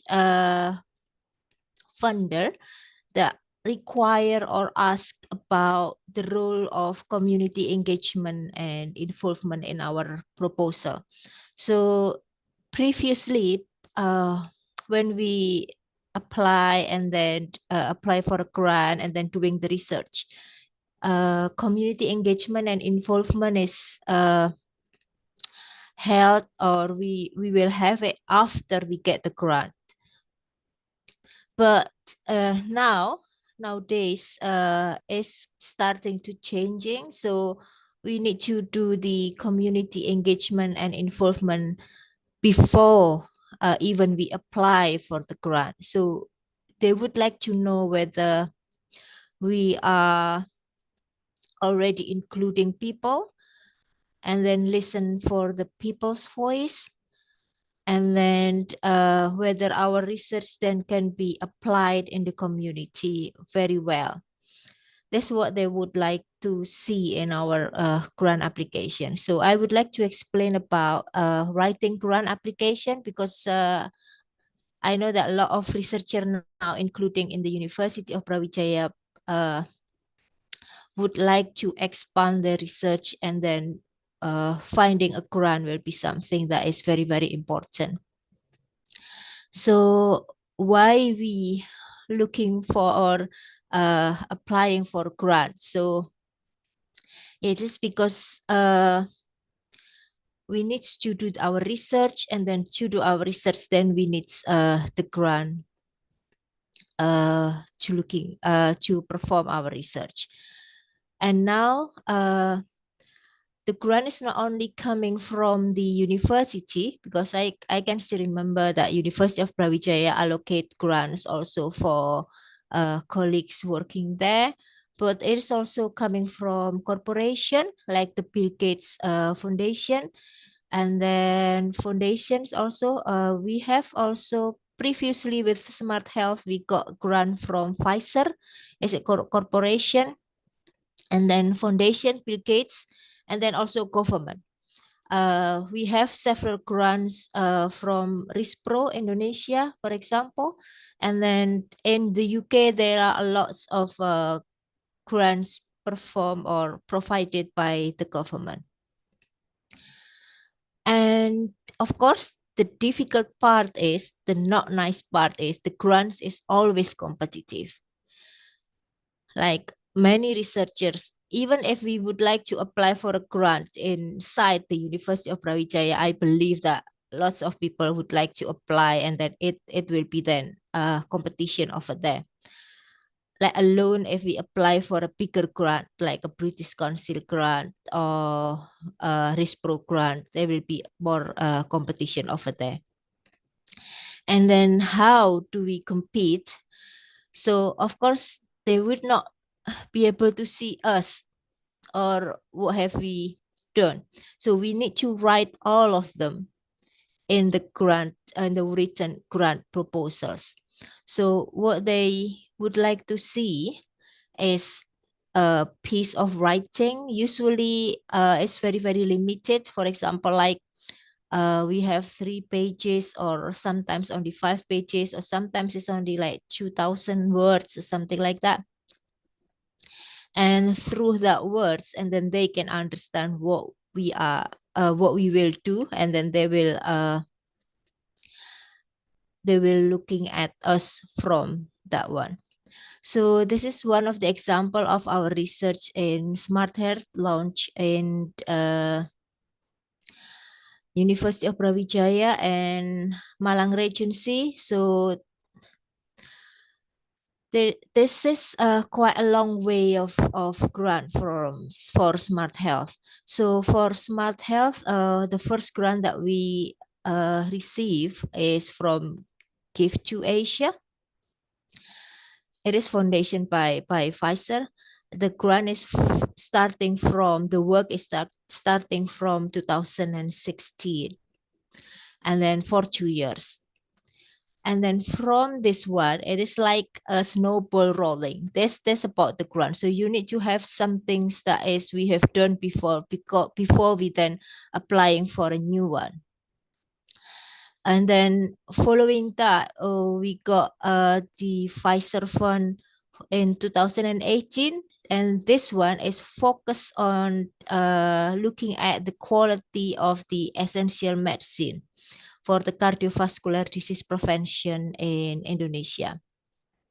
So why do we look at this one? So because before I teach actually in University of Brawijaya, and before I becoming a scholar, so I was a medical doctor in rural Indonesia, and then we at that time have a lot of medication system in our practice. For example, we have like dispense medicine. So we dispensing our medicine. We put medicine at home. As a medical doctor, we have a private practice at home, and then we dispense our medicine over there, and then we then give the medicine directly to the patient. So there is no pharmacies, there is no drugstore and other things in rural areas in Indonesia at that time. I still remember the distance from my home into the nearest pharmacy. It is actually around 13 kilometers or 15 kilometers, so it's quite far. So it will be difficult for patients to go from my home into the pharmacy, or my private practice into the pharmacy. That's why we dispense medicine over there in my home. So yeah, I live with a whole rack of medicine at home. But then the medicine is also could not be an expensive one, because we practice in rural areas, and we know at that time we have no BPJS. So we have the patient will need to pay by themselves. And I can't remember, it's around £1 or £2, around $2 or something like that. So we have a quite cheap medicine over there, and then it makes us questioning whether this kind of system is actually good for the people, and then whether the medicine is actually in a good quality or not, whether the medicine is actually a real one or a fake one? We never know about that. That's why then we have this research on the quality of the essential medicine for cardiovascular disease. This is one of the example of the how we use community engagement and involvement, because afterwards when we did a smart health implementation program and then get the idea on how my private practice work in 2000 and starting in 2016, when we implement a smart health program, we then ask to the people, where did you get your medicine from? And then how far you from the pharmacies, and then how much you pay for your medicine, what do you think about your medicine, and everything else. And then that's where then is go for the next level, looking at the quality of the essential medicine. And then afterwards, in 2019, we got funding to scaling up the smart health from 4 villages into 390 villages. This is also the example of the CEI, because to be able to implement the smart health from only very few villages, working with quite few nurse and midwife and a handful of cadres, for example, 4 villages, and then means we work with 4 nurse and 4 midwives and around 20 cadres or community health workers. In the scale up, we then work with more than hundreds of nurse and midwives, and then more than 200s or 300s cadres. And then that's why then in the scale up, the challenge is getting bigger. And then we then need to work with the community, how they work with the cadre, asking them what they think about the smart health. Why do they think that smart health is helping them, and why not helping them? Whether the smart health is accessible. For example, if the cadre is working in the morning, usually the males, what we call in Indonesia bapak-bapak, they could not go to the posyandu or pospindu in the morning, and then we then need to have it in the afternoon or evening. And then we then need to work with religious leaders. We need to work with head of the villages to approach the community better. So we are scaling it up until 2024.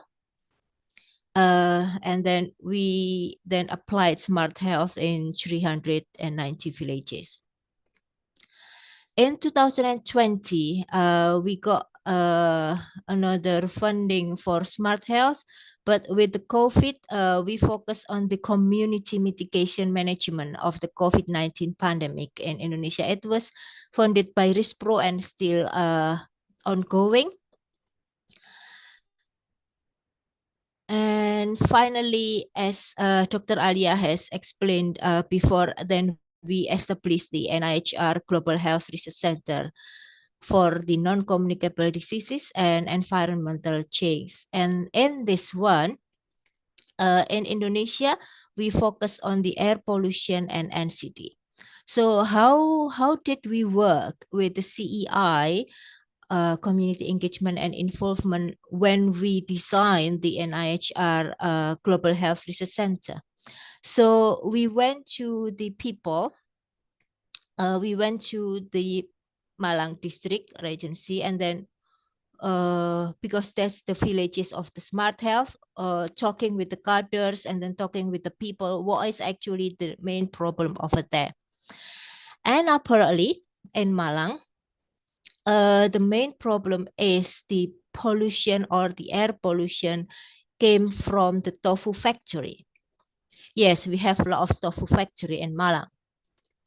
And then, as we know that we imported, I mean in Indonesia imported plastic from the high income countries. and then the government then make the plastic into plates, like bricks or something like that, make it more condensed and then put it into bricks, and then they will then curious, what should we do with this bricks or plates of the plastic plates, and then because then they think, let's have that and make the plastic as the fuel for the factory, including the tofu factory. So they aim to just discard those plastic, and then the plastic and becoming a fuel. But they forget that this plastic, if we burn plastic, and then the microplastic is everywhere. So then having discussion with the colleagues, with the people there on the Malang Regency, then we know that, okay, this is the problem that's specific in Malang, because we have several home industries, tofu factories that using plastic as the fuel. In addition on that, we also find that we have lime industries also in Malang, and they also burning plastics. So that's one of the example from that one, and then we then put the theme or the topics of then how to reduce this problem. That's one of the example on how we use CEI in preparing grant application. So I understand that you would like to see how is actually we prepare grant application and into the submission. For the first one, we need to, of course, decide where the proposal be submitted, and then organize a team, and then written the proposal itself, and then submit. But it's not as simple as that, and it takes time, believe me. Some people approach me like, I would like to apply for a grant proposal 2 weeks before the submission. I don't think that is enough time. I am writing papers, publication, Q1, and everything else, what we see. But writing grant proposal is in the next level of difficulties of the compared to the paper. So, and then because we need to collect more people, I will explain it step by step. But I think the main things here is you need to allocate enough time to write a grant. And then now, as I have mentioned before, more and more, and then community engagement and involvement needs to be in the proposal, which then it extends the time that we need, because then we need to talk with the people. So I will go step by step about how to write the grant proposal. The first one is that, of course, we need to decide where the proposal will be submitted. Please see the date of the submission due, and then the amount of the money available, and then the methods to craft the proposal. This is the website of the funding available for the UK-Indonesia collaboration. The first one is the NIHR, the National Institute for Health and Care Research. This is the link. They have several grants, opportunity for global health research, and then UK Research and Innovation, UKRI. They also have several on the global health application, and then Wellcome Trust. However, for the Wellcome Trust, usually they working together. Like, for example, they working together with NIHR here to provide the Global Health Research Fund. So there are several types of funding in the UK. The first one is the funding that is focused on the UK itself.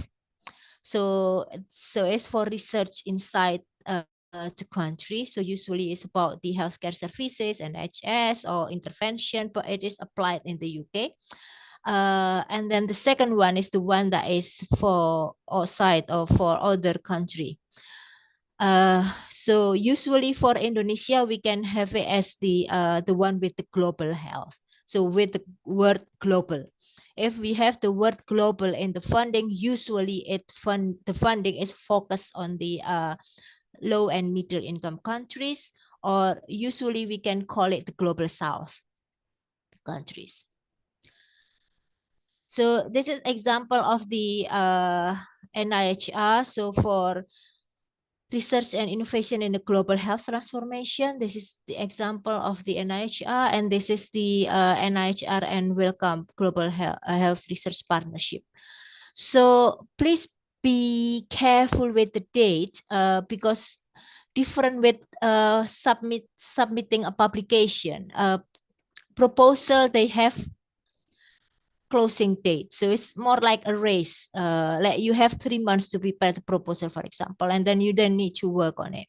But I will suggest that you prepare it before. Usually, this application like that or calls like this, they usually available every year. So if you can't get it this year, probably then you can then craft it into the next application or for other fundings. But the thing is, it's quite difficult because every single funder, they have different topics. This you need to be very careful. For example, like this year the NIHR, for example, for the Global Health Research Group focus on hypertension or multimorbidity. And then the next year, probably they will focus on the mental health. So some of the funding, they provide themes. If it's happened, and then it will be more difficult to us. So we need to find another funder. You can also craft it into from funding by the government into the funding by the foundation, for example. Give to Asia. So it can be done like that, but you need to recraft this. It can't be only like, oh, I already have a proposal and then I will resend. You cannot do something like that. Now this is the difficult part of or the difficult or complicated task of funding proposal, that we need to organize a team. There will be a PI or the principal investigator, the person who lead the research itself. And the PI can be multiple or joint PI. Usually we have, if it is global health, we have PI in UK and then the PI in each of the country. For example, for NIHR, we have the co-Is in the each of the country, Indonesia, Bangladesh, and India. And then we have co-investigators or co-I and name researcher. So all of these people, they could not only that, oh, I like to work with this person and then I will go with this person. No. The way it works is you need to make sure that all the person you choose or you work with, they can cover different part of the project itself. For example, in Indonesia, in our NIHR Global Health Center Air Pollution and NCT in Indonesia, we work with the Prof. Arinto. He is from Physics Department because we would like to see or mapping the plastic burning. So we cannot only working with the people from medicine for this one because we need to then do the chemical fingerprint of the air pollution. We need to do the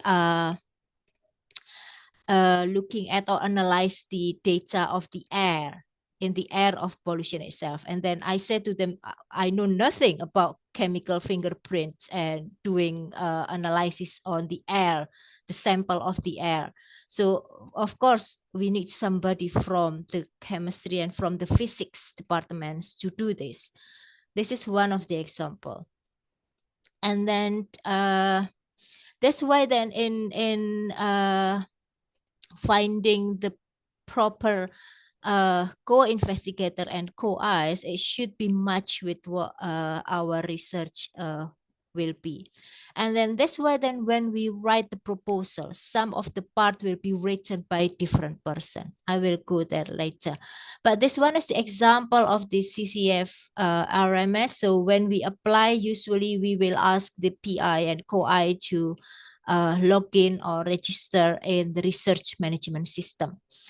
And again, give time, because for the research management system like this or GES, they will need to clarify whether the person is actually scholars or academics in the university.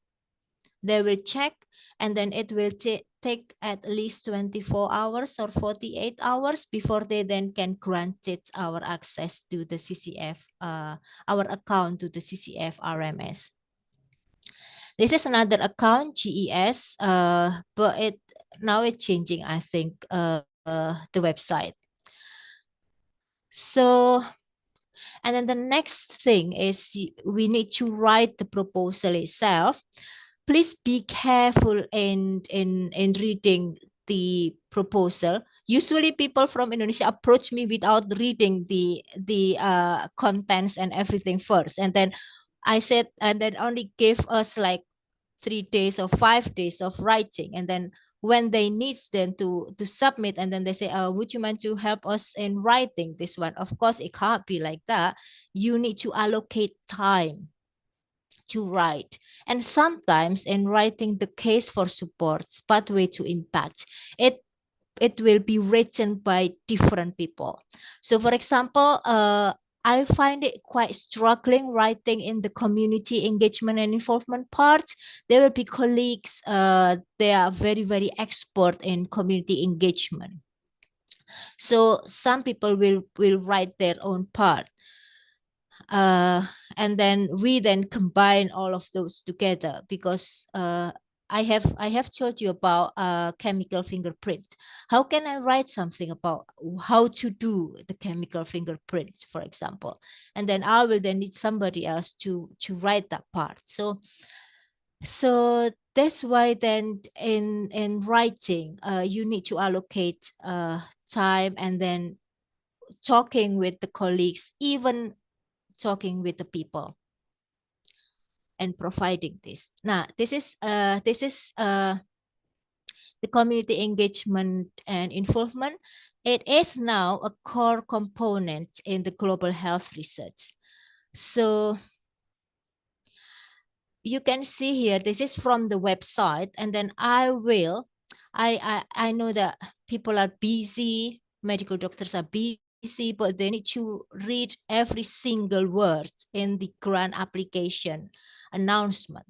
So you can read here that all applicants of the research funding are required to plan for and undertake an active and participatory CEI, or community engagement and involvement. And this is known in the UK. Sometimes in the UK, we call it PPIE, or the Patient and Public Involvement and Engagement. And then it says that if you don't have CEI in the project, it cannot work. Because previously people when they do research, they just do the research. But then whether the research can then be applied to the community, whether it is important for the community, and then no one knows. And the government and the foundation, and they would like to fund the project that can be applied or benefit to the people. So that's why then it says that you need to have the CEI, otherwise it will not work. So especially in the low and middle income countries, in the global south countries, involving community, it will improve the reach, the quality, and the impact of your research. And then you can have a lot of guideline for the PPIE or CEI in the UK. For example, this is the research involvement and engagement from the BMC. and it should be now previously one-way process. It's previously one-way process. I think several years ago, I did some PPIE in the UK and with the people with dementia, and then but then nowadays it turns into the two-way process. So you give sometimes what I did is like I gave in the UK, for example, with dementia people, I explain about how actually there is a possibility that hearing impairment is actually affecting the cognitive function, especially for the people with the cognitive impairment and dementia. But then I need to ask them what is their experience with hearing impairment, how they can get help, and then how's the colleagues and the health professional help them with hearing impairment, especially when they have dementia or cognitive impairment. And you can imagine that having that interaction, listening what they say, having that interaction with the people with the cognitive impairment is very, very difficult. That's why then we have their main carers with them. Their main carers will can help us on the PPIE. That's one of the example of having the interaction with the people who is actually have a life experience or having hearing impairment and also having the cognitive impairment at the same time. So it needs to be carried out by or with the members of the public rather than for the member of the public. So that's why in our proposal, grant proposals, and then in our grant application, we have what is called CEI members. So they have the same roles with researcher with us. So that's what is called by being carried out with the members of the public. So we have researchers that is focused and lead in the CEI. And then this is the NIHR engagement and involvement. So we can see that NIHR is actually largest funders. They have traditionally funds the PPI or PPIE. And we have what is called here Research Design Center, RDS, Research Design and Service. And then they provide funding only for CEI. So they provide funding only for community engagement and involvement to support our research. So the funding will be separate from the research because they focus on funding the CEI. The Wellcome Trust and the Research Council is actually also funding the public engagement with the UK higher education institution. And there are examples also a good practice of the PPI in the UK. So this is the relationship and how they then funding the PPIE. So this is, you need to develop your outline. So this is the example of the outline of the proposal here. And you need to write the proposals for the reviewer. But I think the most important part is like embedding the CEI in the grant application. How is actually we embedded the CEI in the grant application? So we need to partnering with the community members in the research. So in Indonesia, for the NIHR Global Health Research, we work with two NGOs. The first one is Percik, and the second one is Ekoton. And Ekoton has a lot of work looking at the plastic in Brantas River. So the plastic waste in Brantas River, and then how to actually address this problem in rivers in Indonesia. I think they also now looking at the Ciliwung River. So they are working, this organization have worked with the community in the same topics for years. and then partnering with them, then we can reach more and more community members in the population. And then we include them in our project. I think another NGO that is also included in the project is Nexus 3.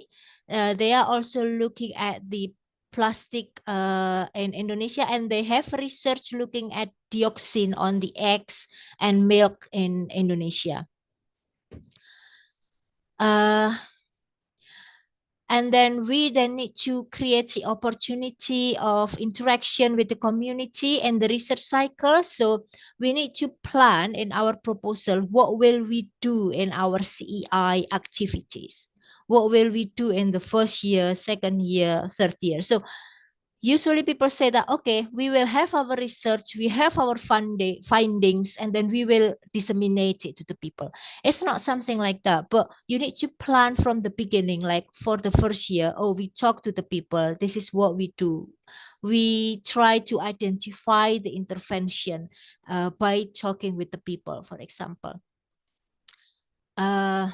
And then we then have the multiple community members. For example, if it's about the plastic pollution, household plastic pollution, you can talk to the people in the household because in Malang, like what we did in Malang Regency or Kabupaten Malang, like I did before, because I live in Kabupaten, not in Kota Madya.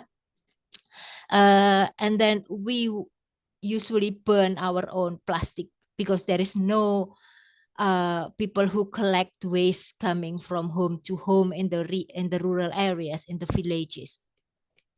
And then we then need to talk with the household. What do they do with the plastic? And then try to find intervention to address this problem, whether then we need to build TPA or plastic or try to categorize the plastic waste and recycle, for example, and then multiple community members we can talk with. And then that's the most important thing, avoid to use technical language. So in every single proposal, there will be a lay summary, a summary of the proposal. And for the lay people, the people who are not researcher, sometimes as a researcher, we tend to be very into our own eyes. So for example, like our own mind. So we know how it works. So we know the difficult word, but it is quite difficult for us to explain to the lay people. Usually we have 500 words of the lay summary. And then what I did is we have what is called voices in the UK. So there are people or people as part of the community engagement that will kindly look at our lay summary, and then they will give feedback. And the feedback, it could be like, oh, I could not understand what you are saying about in the abstract, and then we then need to revise it. Sometimes they give feedback that, oh, you can improve it by doing something like that. That's why then I say to you, it takes time to develop a grant proposal, because you need to talk to the people. So this is you need to include the CEI in the grant proposal. What is the research team experience? What their thoughts? How did they contribute? And then this is the example of the potential budget. So the meetings, you need to allocate a budget for the meetings, and then traveling and out of pockets. Tea, coffee, usually we have tea, coffee with the colleagues. We have even a early coffee or something like that, early coffee meetings in Indonesia for the air pollution project. Conferences and administration, you need to budget all of this in the your grant application. And then get the supporting document. And then, yeah, then finally is submit your proposal, and then wait for the review from the reviewer. I think that's my presentation on the grant application. Feel free to ask if you have any question. Thank you so much, Dr. Asri, for your very detailed and thorough presentation that I think will be beneficial for all those who want to start to apply for their own grants. So we are going to move to our final segment, is the discussion session. We are very honored to have three distinguished experts as our panelists. Dr. Nurita Hafifur Imtiaz, Master of Science. She is a primary physician lecturer and also the lecturer at the Department of Public Health and Community Medicine, Faculty of Medicine, Universitas Brawijaya. And we also have Dr. Apotheker Adeltrudis Adelsadani Moyostu, Master of Clinical Pharmacologist.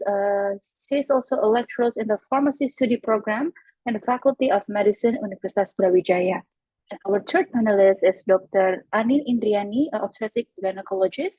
Dr. Anin is now a lecturer in the midwifery study program, Faculty of Medicine, Universitas Brawijaya. So our panelists, the floor is yours.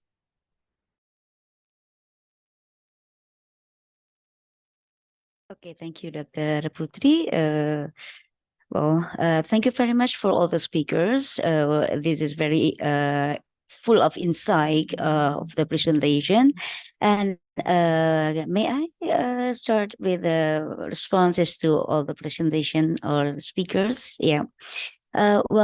First of all, I would like to thank you for the sharing because this is very insightful.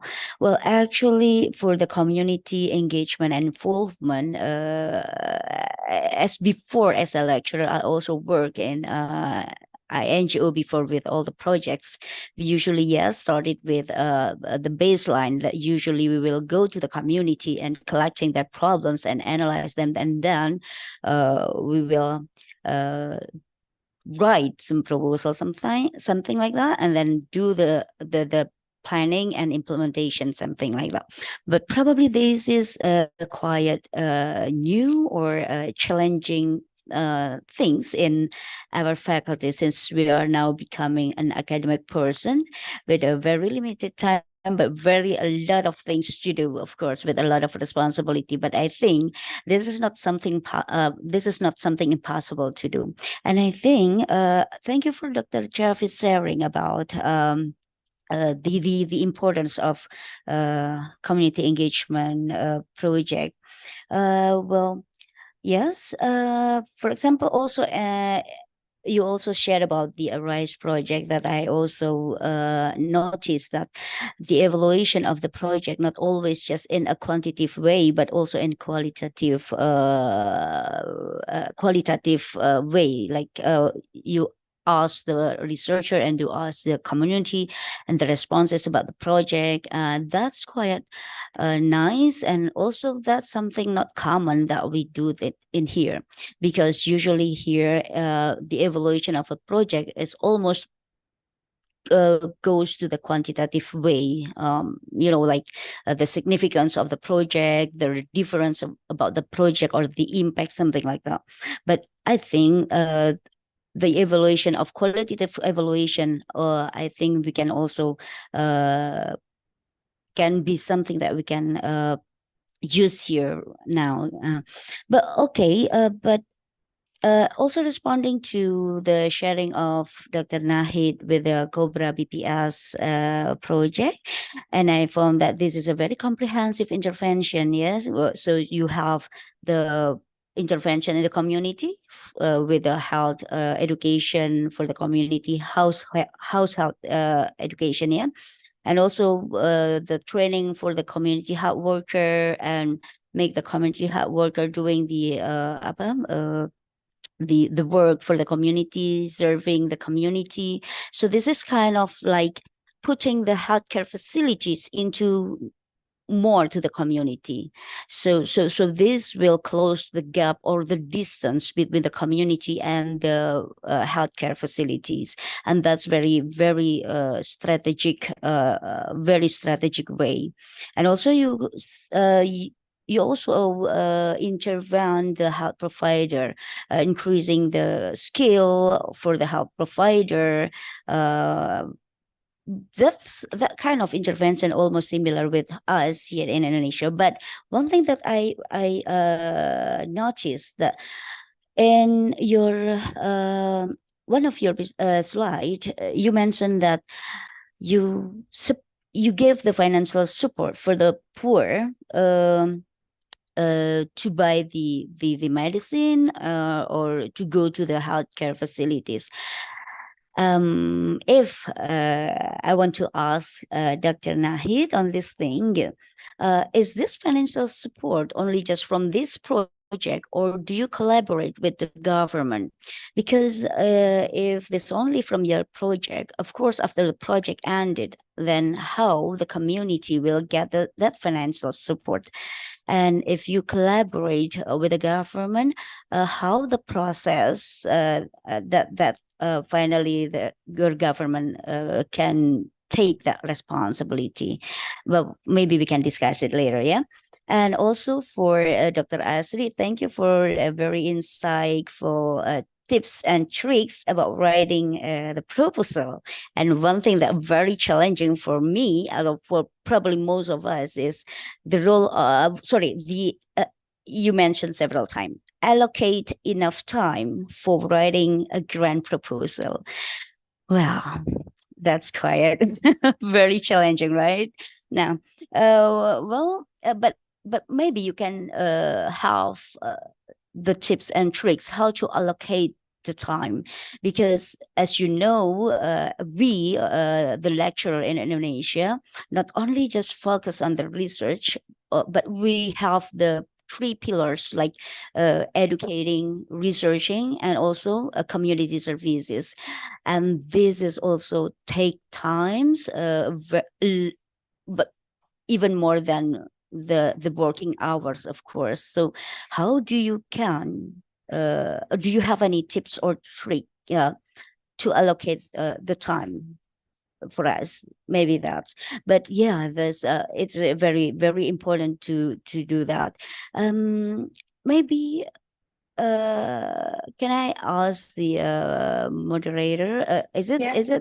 yeah, is it directly responded by the speaker, or Okay. Maybe I can also direct your question. So maybe we're going to direct your last question to Dr. Asri regarding the time allocations on writing the grant application, which is very crucial, as you say, Dr. Rita, that sometimes we here in Indonesia, we don't actually not have the time, but maybe we find the time. But so maybe Dr. Asri can give her insights on Dr. Reta's questions, please, Dr. Asri. Yeah, thank you. So this is the one that I know very well. I feel you. I know I worked there for 5 years. We have in Indonesia, we have lots of responsibility as a lecturer, from administration and everything else. So there are 3 things that I outline here. The first one is building your research. So one of my big mistakes as a scholar is that I research almost everything in public health, from cardiovascular diseases and smart health, dementia in the UK, safeguarding and dementia in the UK, and like a bit of everything, actually, air pollution and NCDs. And even if people ask me, so what you are, even firstly I focus on the quantitative, but now I do a lot of qualitative and systematic reviews also. So I think the one thing we can learn from this mistake is building your research topics. So because it can save lots of time, because you have knows very well on that topics, and then building the network surround it. Because as I have said, when I write a proposal regarding the C, and then there will be a CEI part, I know nothing about how to do CEI previously. Before then, I now know how to do it because I do the research. Or in some work packages, it will connect it to other work. So usually good research grant proposal, they are multi-dimension or multi-discipline.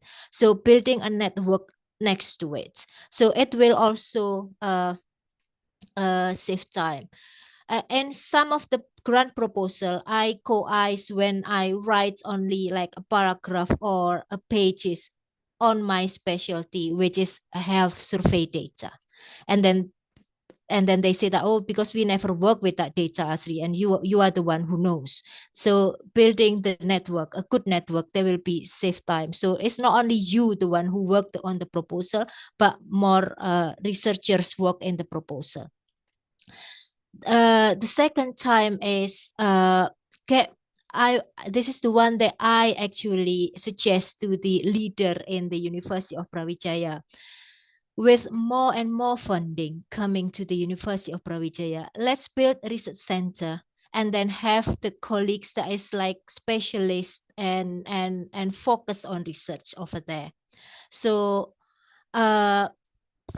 in the University of Manchester, we have what is called teaching focus lecturer and teaching and research lecturers.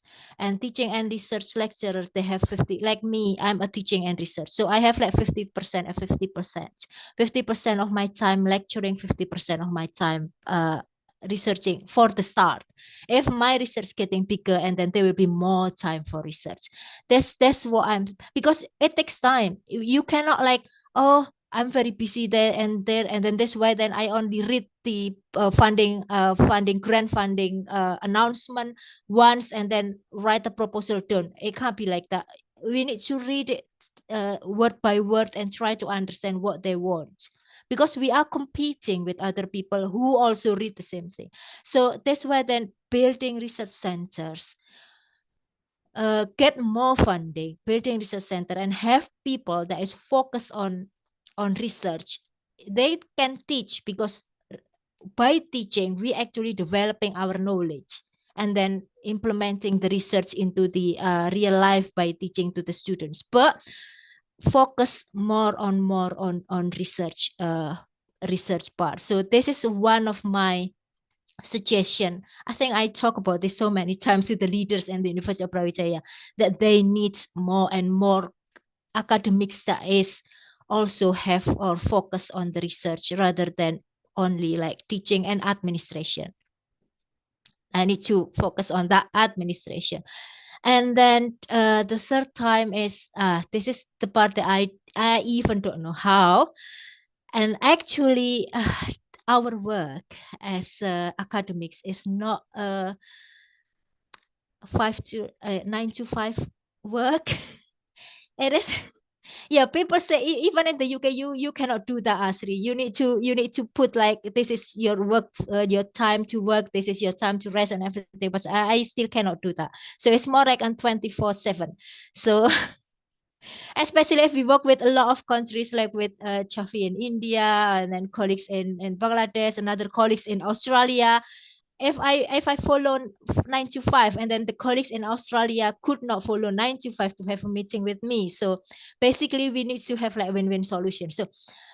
So for this one, I have no idea yet, but for now I almost working for as long as possible in my time and focus on this one. So it's not a good practice, but yeah, I will give feedback later or suggestion later if I can find how to balance the work life balance in the academic world.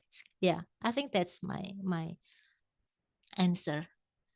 Okay, thank you, Dr. Asri. Well, probably that's maybe from other panelists would like to ask some opinion or perhaps questions.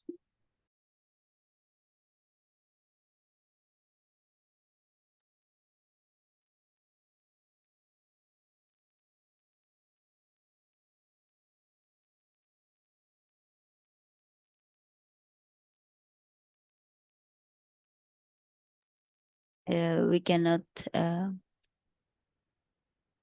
Okay.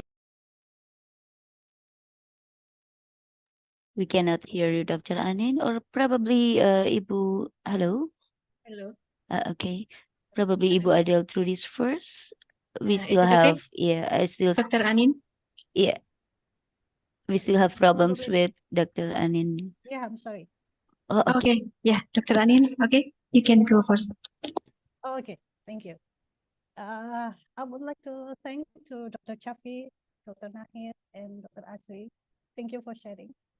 I think it's quite new for us here. And Dr. Nureta and I, have an experience actually conducting a randomized clinical trial, right, Dr. Berta? I hope you still remember that clinical trial. So we have a clinical trial, doctor, at Universitas Brawijaya Hospital, probably 2 years ago. And we are providing a vaccine for COVID-19. And I feel that the research is very difficult, especially when carrying out the monitoring, of course, and a very stressful work and require a lot of money, I think. And I'm very impressed with what you and your country have done in your country, Dr. Nahid. That's really cool. Probably I'm also very interested in working together. Maybe we can look for a topic that maybe we can do together. And I'm very interested in Dr. Asri presentation. Thank you also, Dr. Asri. I understood now that financing could be solved. Thank you for sharing, Doctor. I have some research as well, randomized controlled trial research. And you are absolutely right. It is very expensive and complicated. It was funding is covered by a very large pharmaceutical companies in Indonesia. They were releasing a new product here, so they need our help to do randomized control trial. So we help. And I heard that you were working at Brawijaya University, so you see that our university has a lot of many research here that probably they can produce many products. But I don't think we have a lot of money to do clinical trial in community. Of course, we need cost to buy medicine stores, maybe to pay the workers, to compensation money, of course, for the patient. I think it will be very large money to pay.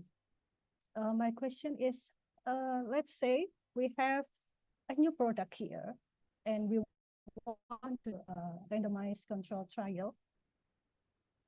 If, let's say, we get financing from NIHR, right? NIHR, will we also get cost for the producing the medicine?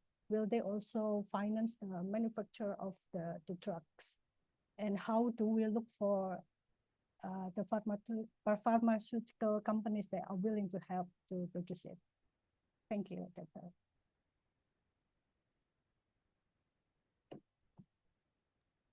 I can answer directly. Yeah. Yes, Yeah, yes, doctor, so- you can answer directly. So for the drug, it's a bit complete. So there are different funding scheme by the NIHR. So we have 3 funding scheme. The first one is BBSRC. BBSRC is more on biology and science. So I think and then the second one is MRC, Medical Research Center. And then the third one is ESRC, the Economic and Social Research Center. So I think BBSRC is the one that you're looking at if you would like to develop a new medicine. BBS. Let's see. So BBSRC is a Technology and Biological Science Research Council, and they have the funding that is actually cover the cost of developing new drugs or developing new things there. So yeah, so it can be funded by this type of funding or this type of council in NIHR or UKRI, and then but of course you need to find a UK colleague that can be jointly applied for the project, because as usual for the UK funding, it should have one PI in the UK, one principal investigator in the UK and then have a lead investigator in the country, for example, Indonesia. And then I think also in the BBSRC council, they have some collaboration with the companies and everything else that you can also seek about this one. So I think this will be the good platform for your research, Dr. Anin. Thank you, Dr. Asri. Thank you so much, Dr. Asri and Dr. Anin. We still have a little time left for Dr. Adele to deliver her insight, especially for our panelists. You can directly address your questions or anything that you have regarding the presentations, Dr. Adele. Thank you. Thank you very much for the time. I agree with. Dr. Adele, we still haven't. Okay. Oh. So, can you hear me now? Yes. Dr. Okay, yeah. Thank you. Thank you very much. So I agree with Dr. Greta that this theme for the international conference is quite new and challenging for us as a lecturer. And I'm very interested with CI, community engagement and involvement. And I think if the research core is community, so the research will be very useful and also applicable. But I would like to underline about the process of the society approach, including before we write the proposal. There are several tips and steps that Ms. Chaffee has delivered, such as 8 domains. But I think from all of the preparation, the key is about the communication. The communication and also about leading or conducting the people, because we will work with a lot of people with very different background. So my question is, do we have to learn about the culture theoretically, or we have to make ourselves become exposed to the community to have more accurate information? But I think it is another challenge because as a lecturer, we have a lot of work. So how can we try to communicate, because we are academics and scientists. So I think usually we speak with scientific language and maybe different culture behavior than the community. So how we build the communication skills for ourselves as a lecturer, and how we become assertive, empathy, and how we talk to another people beside the academics, such as the community, including Dr. Asri has mentioned about agencies and also CI member, which I believe that they are not in academics. So how can we communicate with them? Thank you.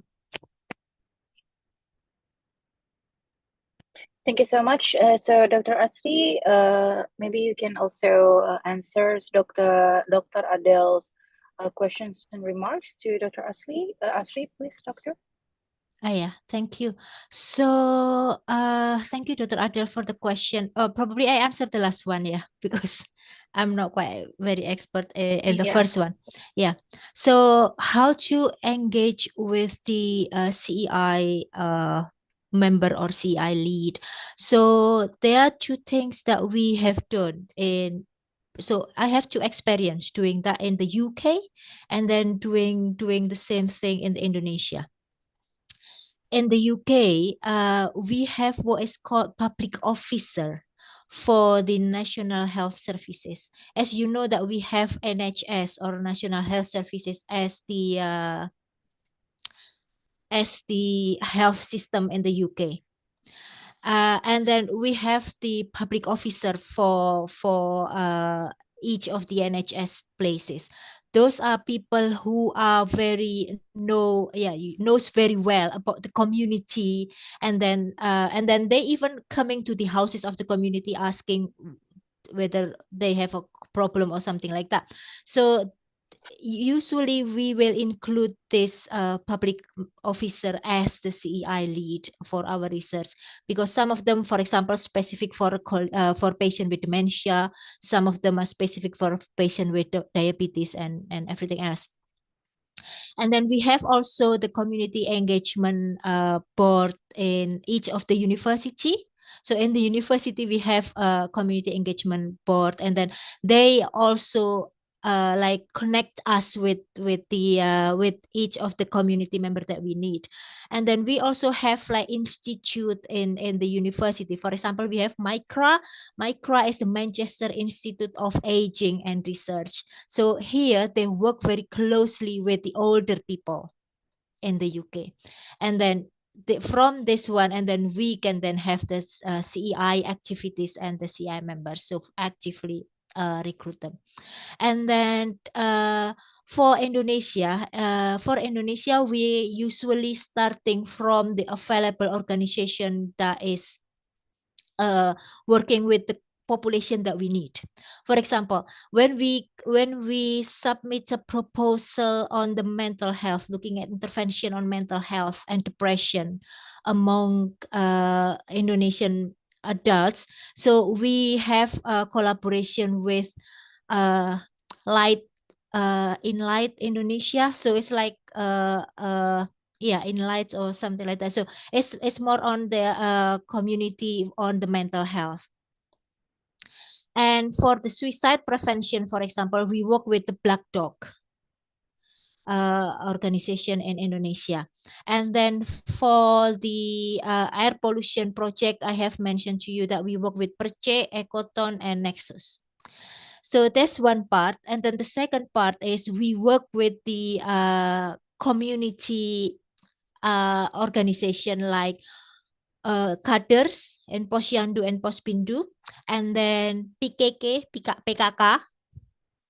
I don't know how to say in English, but yeah, PKK, and then Karang Taruna, the youth program. So for suicide, like looking at the prevention of suicide among adolescents, we will work with youth program like Karang Taruna, and then PMR, Palang Merah Remaja, something like that. So we work with the organization that is already established in every single place. I think that's my answer for this one. Thank you, Dr. Asri. Thank you so much, Dr. Asri. I'm so sorry for all participants and our panelists. Unfortunately, we have reached our final sessions due to the time limitations. But for those who still have questions, you are welcome to ask from the chat or also from the committee, that we will direct your questions to the respective speakers and get the answers for you immediately. Now, as we draw near to the conclusion for today's webinar, once again, I would like to express my sincere gratitude to our distinguished speakers and panelists for sharing their expertise and insight with us. These presentations have provided us with comprehensive understandings of the importance of community engagement in public health research, from the introductions of key concepts to a real-world case studies, also offering insights into grant application writing that I believe will prove highly beneficial for researchers, also healthcare practitioners. Let's carry forward the spirits of collaborations and community engagement in our respective fields. On the behalf of the organizing committee, I want to express our appreciation to everyone who made this webinar possible, from our speakers, our panelists, to our dedicated organizing committee, and of course to each one of you in attendance. Thank you so much for your time. Wassalamualaikum warahmatullahi wabarakatuh.